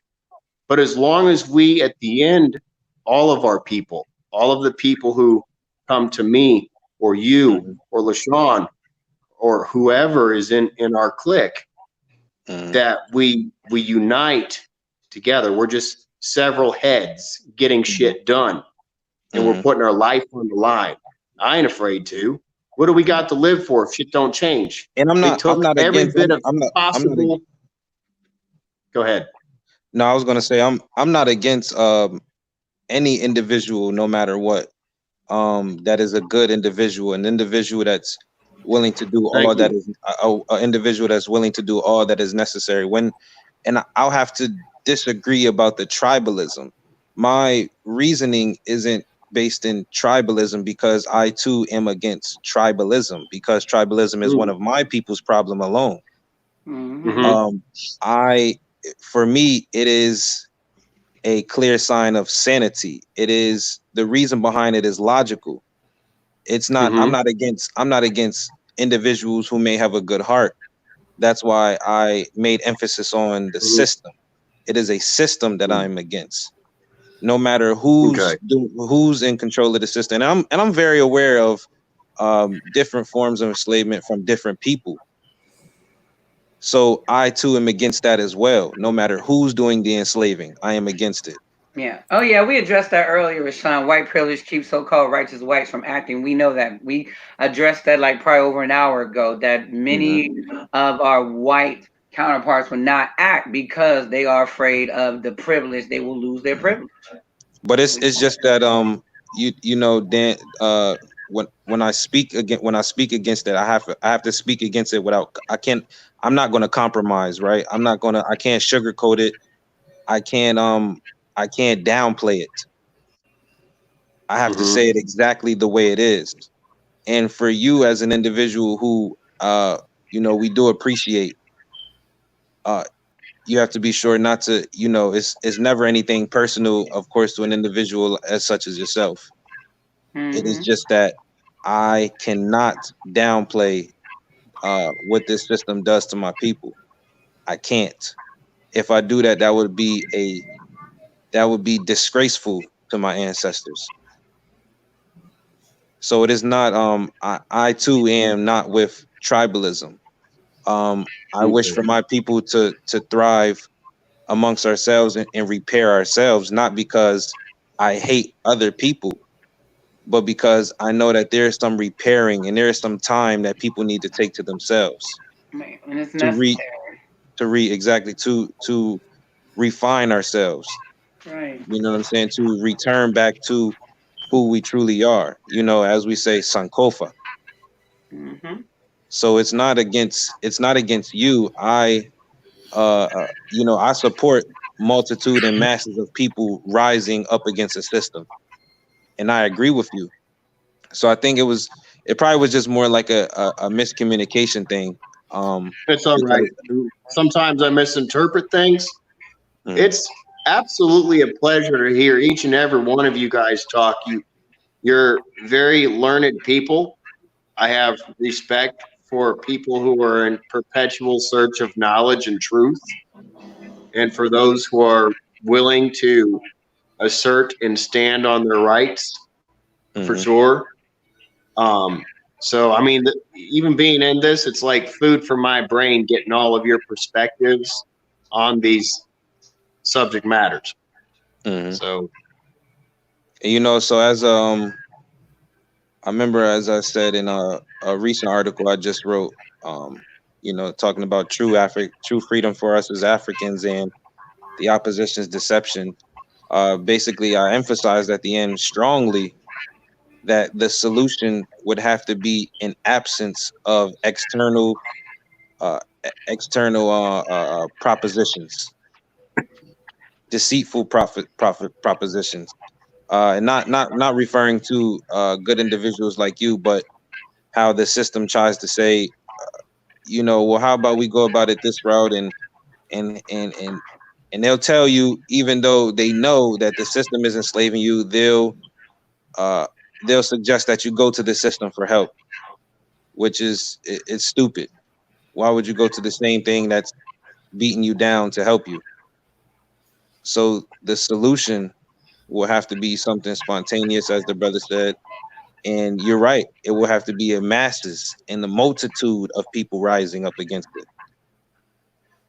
Because as you said, we are all against the system, and that we have in common. I may not be a uh, you may not be uh, uh, you know, genetically or whatever, us an African like us, or a person who Thank is, you. Just say or it. right, or a person who, or anybody who's not African, but we are all against the system. But I cannot Mhm. downplay how the system targets my people. I can't downplay it. I have to say it exactly the way it is, and I have to know that good individuals like you, when you hear me speak against that, that you don't take it personal. You know, Mhm. we can bridge this gap of communication as we need to sometimes, as we just did right here. Hey, brother Jeremiah, Yes. have you ever read The Art of War? Yep. My Mhm. enemy's enemy is my friend. Yep. John Brown. You That's know, right.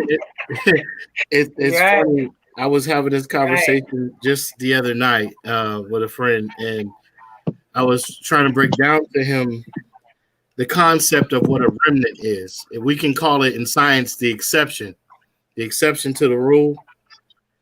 And oftentimes we speak in generalizations, and we miss the what's the word I'm looking for? The importance of acknowledging the exception or the anomaly. And so, some of us, because of our nature, we draw people who are of the exception quite often to where we can almost take for granted that the exception exists, whereas others have never seen the example. And I think our group could probably say, you know, we have probably all encountered exceptions on a frequent basis, more so Absolutely. than other people we have talked to. And Mhm. you know, that's all I'm saying. Like it's not that it's not about us all, but I have to want your freedom, Daniel, like you want mine. You know, what kind of a hypocrite would I be to accept your help and then not offer mine when you're in need? You know what I Right. mean? And so I guess that's why I see where you both are coming from as absolutely correct. And the separation that you speak of, Jeremiah, I'm not in disagreement, but I am how can I put this, analytical of the process that it would take in order to do so, because we saw what that brought about with Black Wall Street. Um, you know, amongst any group of people in any system, you're going to have those who are just so innately jealous of anything that anyone has uh, that doesn't have anything to do with them. Hmm. You know, we're talking about people who had to borrow planes from the farmers to drop bombs. Sorry, to drop bombs on the people they said were beneath them and inferior, and then turn around in their history books and say that they've never dropped bombs on U.S. soil. Mm. You know, there's a war that's been going on, and I don't know what people are thinking.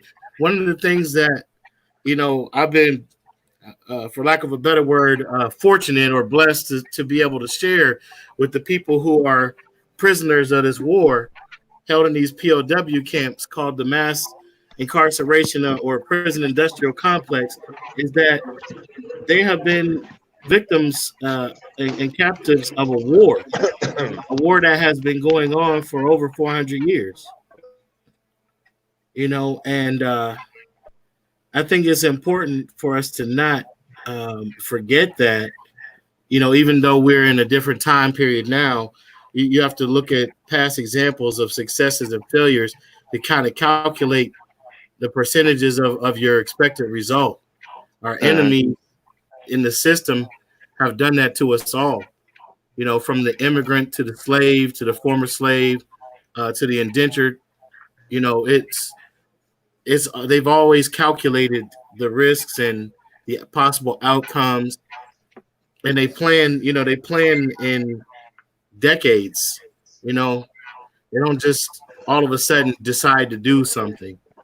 You know what I'm saying? So when I say separation, it doesn't mean that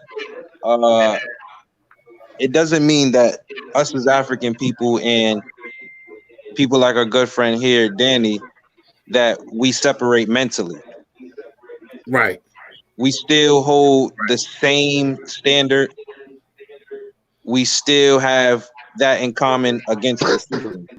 So it wouldn't be a separation as in a mental type of separation, but a direct focus on our people and repairing us. I definitely agree with you there. Because I understand the, as you said, the exception, right? Yeah. We meet those who are exceptional,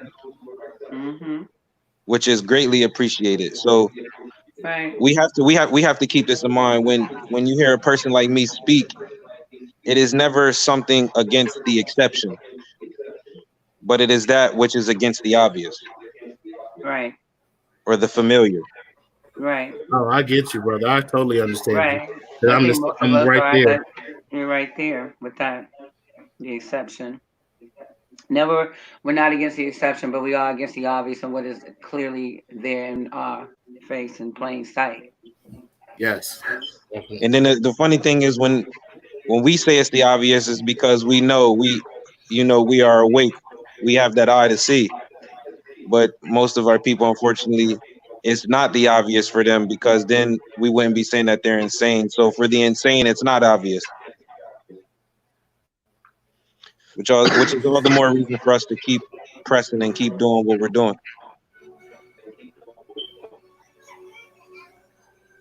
Yeah.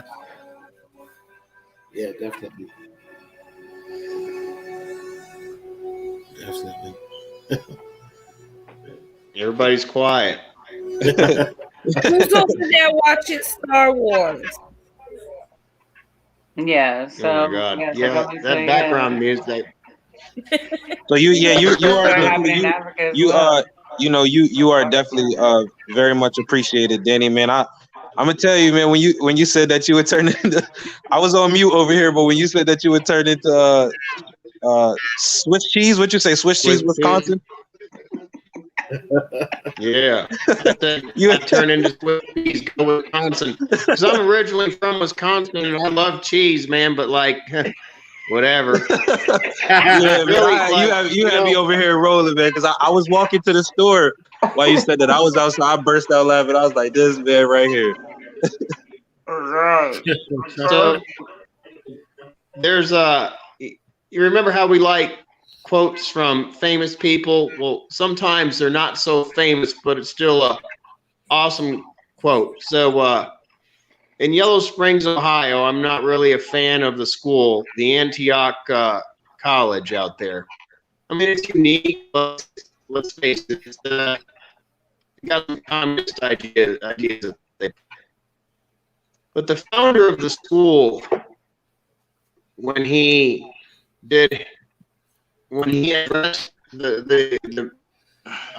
all the members of academia over there for the last time, he said one should be ashamed to have died having done nothing for the betterment of humanity. So if I die, I would love for it to be because it was in good cause. I don't look forward to the day I die, but I'm not afraid of the day I die. And if there would be a whole bunch of other people who had that frame of mind, there would be a lot more actionable people. I don't have a lot of people, at least who I know personally, who are white and would wish harm on another person. You know, they'll see this same video and be like, oh, that's a shame. How could they do that? But they're not wanting to take time out of their day to do something to ensure that that doesn't happen again, or something like that won't happen in the community, or whatever it is. They're not about taking action. They want their daily comforts, like I said, because they aren't subject to these terrible atrocities on their house. And so they just put it on the back burner. But one day, like I said, they'll all be victims, and it'll be too late to do anything. Yeah. So maybe on another meeting, we can think about how to have the mass awakening, not just in my community, but your community. There are people who operate in fear or operate in ignorance, all of which will get us killed or bound in chains. I ain't having it. Yeah, fear is a serious disease, man. It doesn't exist. When people, I always ask myself, why do people fear death when billions and billions of people have already died before? It can't be too bad. If it's an inevitable to avoid, it can't be too bad. You know what I mean? Now, need to, for inspirational purposes to all of our people, I think for whatever subject matter we come up with, we should back it with famous quotes from people who they might admire. So that way maybe they would go ahead and take action to the ideas, which is what we need. Just saying, I mean, it might only be 5% effective, but right now, there's nothing being effective. Enough people actually take the action. That moment. Break it up, Danny. It's choppy. It comes to the now. Yeah, you just broke up. So everything you just said within the last probably like 20 seconds we didn't hear.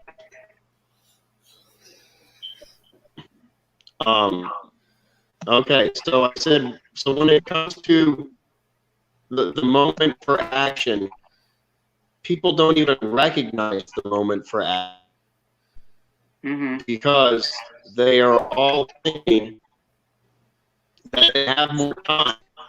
They don't realize this is the quickening, where tyranny encroaches on us faster and faster.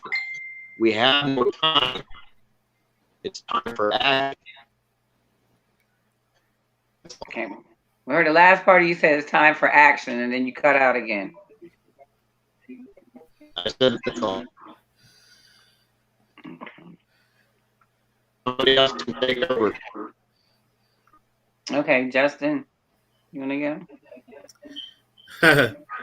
go? Yeah, I mean, he got onto the quotes. I was just thinking about Abraham Lincoln quote, to sin by silence when men should protest makes cowards of men. And, you know, it's not only time to say something, it's time to do something. And like I said, I won't say a whole lot on here, but I will say that one of my favorite places to shop now is the gun store. And I believe in those gun-toting white militias. They have the correct idea about protecting their own, and I admire them. I'll just put it that Yeah, way. I admire them. I admire those gun-toting white militias myself. Okay, thank you Yeah. for setting the foundation for Yeah. other gun-toting Yes. individuals. They say praise the Lord and pass the ammunition. Hallelujah. God, guns, and country.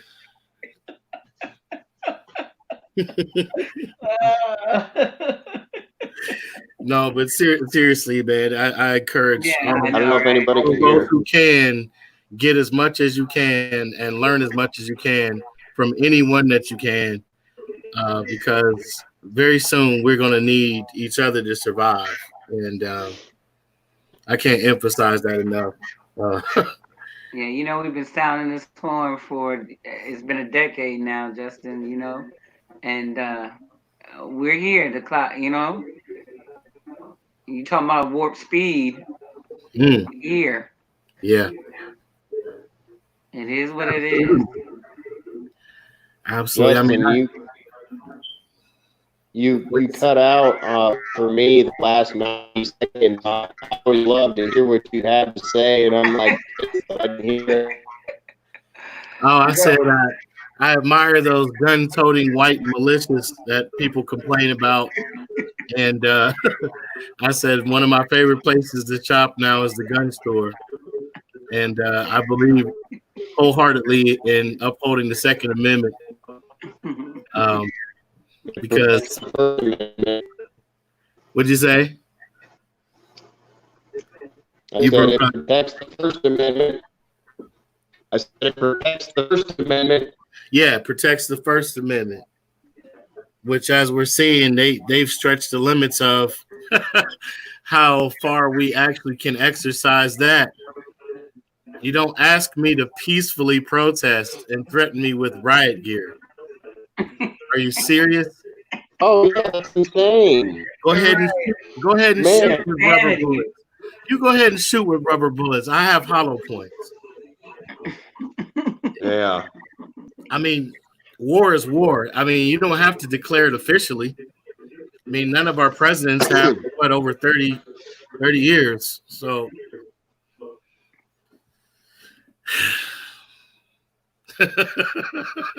I got very, very interesting selections, and it's growing. It's not all stuff that fits in your hand either.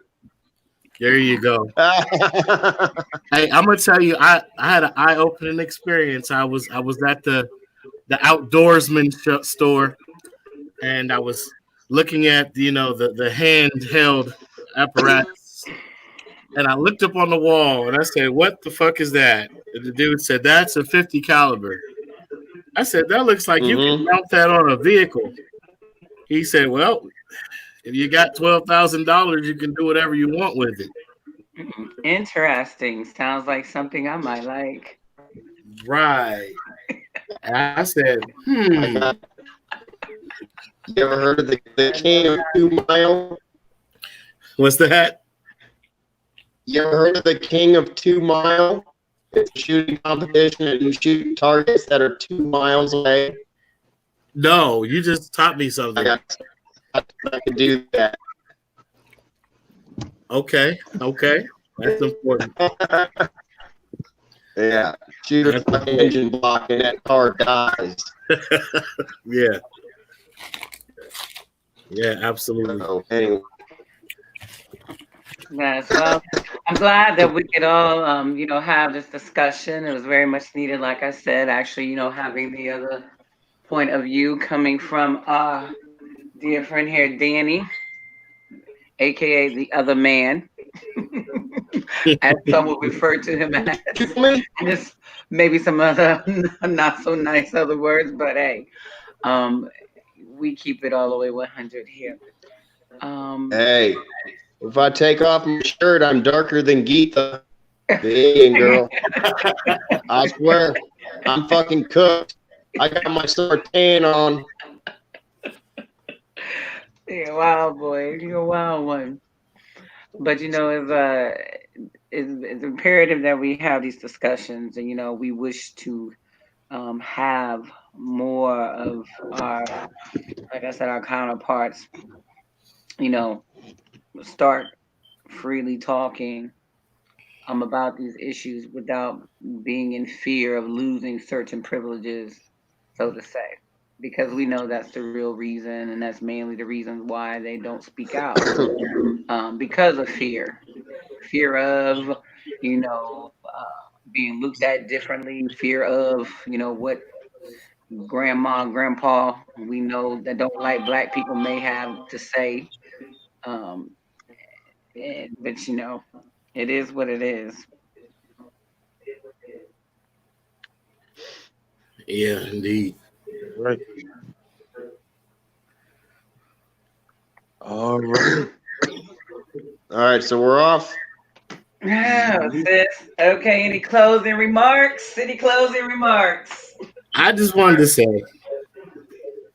I grew up in northeastern Ohio, and in my hometown, the black police officers got together and they formed what they called the Black Knights, and they even had their own precinct, and they operated under voluntary hours in order to serve their community. Mm-hmm. And it went on for about a decade or more, and it was very successful. The crime rate decreased. Um, the kids who were coming out of those neighborhoods in that area did better in school. They progressed further, faster, um, so on and so forth.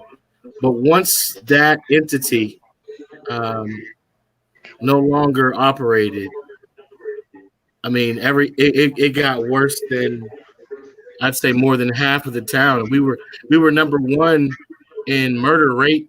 I want to say in 1993, and then number three in 1995. And you're talking about a population of over maybe 120,000 people, right? So let's just say I grew up with a not so negative view of law enforcement. I was fortunate to have more positive interactions as a youth, um, with law enforcement, and even my friends that were into certain activities that got them into more trouble than most. Their interactions were more so corrective than they were punitive or fatal or dangerous. Um, Now, when you went out to the suburbs and things like that, you had a lot different treatment. But what I noticed happened was those officers from the outskirts started to work in the city, and then there was a big shift in perception and relations there. And anyway, I guess maybe if we could have worked towards things like that, um, where we got people who were interested in bettering those communities as opposed to just doing their job. Because I mean, I don't blame a person for just doing their job, especially if they're doing their job well and they're actually just doing what they're supposed to do. But I think when there's an invested interest in that community, that the relationship is more conducive to all parties involved being enhanced. Until or unless we see things like that, I really don't see how there could be any change or any hope for peace, um, if these type of things continue, which I hate to say it this way, it's almost inevitable that they will, because there's obviously forces at work here that are systemically being coerced or put into action. And, I mean, it's just we have more technology these days and more access to knowledge and things, but you also have the media that just constantly pushes a certain image and narrative of certain people. And it's not just black people, but I mean, every group has a stereotype. When I was coming up, that was kind of like a hush hush joke that you only shared with your friend from a different community when you guys got to know each other a little better. Now you have it's just out there. It's like in your face, and it's like like for instance, Joe Biden's comment about if you are considering voting for Trump instead of him, you're just not black. Or his other comment when he talked about the 7-Elevens and everyone has an Indian accent or things to that effect. And some people might say that's not so bad. Well, I know what he meant, but there was a time where you wouldn't even think to say something like that, and then there was a time prior to that where it was said commonly on TV, and no one even gasped for air. But hopefully we can all hopefully we can all decide to take the right action, because it's going to take action on all of our parts if we definitely want to make a difference. And it's got to be, spontaneous. I like to use the word organic, but that'd be on a metaphysical level. I'm trying to get myself back to that metaphysical plane of consciousness, changing my diet, trying to pay more attention to what I take into my mind, and even the conversations that I have idly with people, because we need to be in tune with one another. And I mean, there's not a form of communication usually that we have in existence that the system can't hack. Get what I'm saying? So we're gonna have to be in tune on a whole different plane, and it might sound spooky to some, but I don't care. I've experienced too many things on that plane of existence to doubt that it can be done. But that's all I want to say. All right. And before we go, definitely was a good build. And as a time, it's solution time. We've talked a lot. We've talked enough. Matter of fact, as I said, they were wrong. The system was wrong the minute that they snatched people from where they're originally from. The minute that they've hurt people without a reason, they were wrong. So for all of us, it is solution time by any means necessary.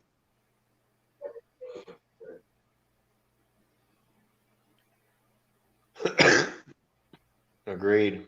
I don't have any other closing statements, bud. Yeah, this is. Are you still there, Santiwa? Want to close us out tonight? She went back. Where's she at? Hey. She's too good. Oh, she's not too good for us. Okay. Yes, you want to close us out tonight, sis. Let's go ahead and close out. It was a great build. Thank all of you that took your time to come on tonight, take away from our busy evenings, because we do much more out here. So you are much appreciated, and hopefully we can continue to have these dialogues. Like I said, it's very much important for us to be able to address these issues and to address it openly without prejudice. Just basically just being able to say what it is that we feel, and mainly, in a truthful manner, because that's what it is. We're here. We stand for righteousness and equality. It's something that, again, that's not being afforded, unfortunately, to our people. However, we do appreciate Danny bringing a white perspective, because, again, we don't see too many white people that are courageous enough to speak out. I mean, there's some, but it's not enough. There is just not enough Caucasian, quote unquote, white Americans that are coming forward and saying, hey, this is wrong. We would like for this to stop. I want to be a part of a solution. Can we fix the problem? Even though for us, we know And like I said, Brother Jeremiah and Brother Justin touched on it. We know that this system is far beyond fixing. That's And right. that solutions, do as we are supposed to centuries ago, so to say. That's right. People don't need a system. People need common sense. Right. Indeed. Yeah. Well, when you got common sense, you're able to self-govern. You can Exactly. self-govern. You don't need a system other than your own. That's right. And see, that's what when we had spoke about this before, then for us, for our ancestors, we were a self-governing people, and we always have been. And that is what has been lost along the way, and That's mainly right. because our people don't know who they are. So Right. it makes it very difficult to return back to something that you don't know about. But that's what we're here to re-implement and restructure and bring about. Go back to the ways of old, because we are self-governing people. We always have been. And that is what I have to say tonight.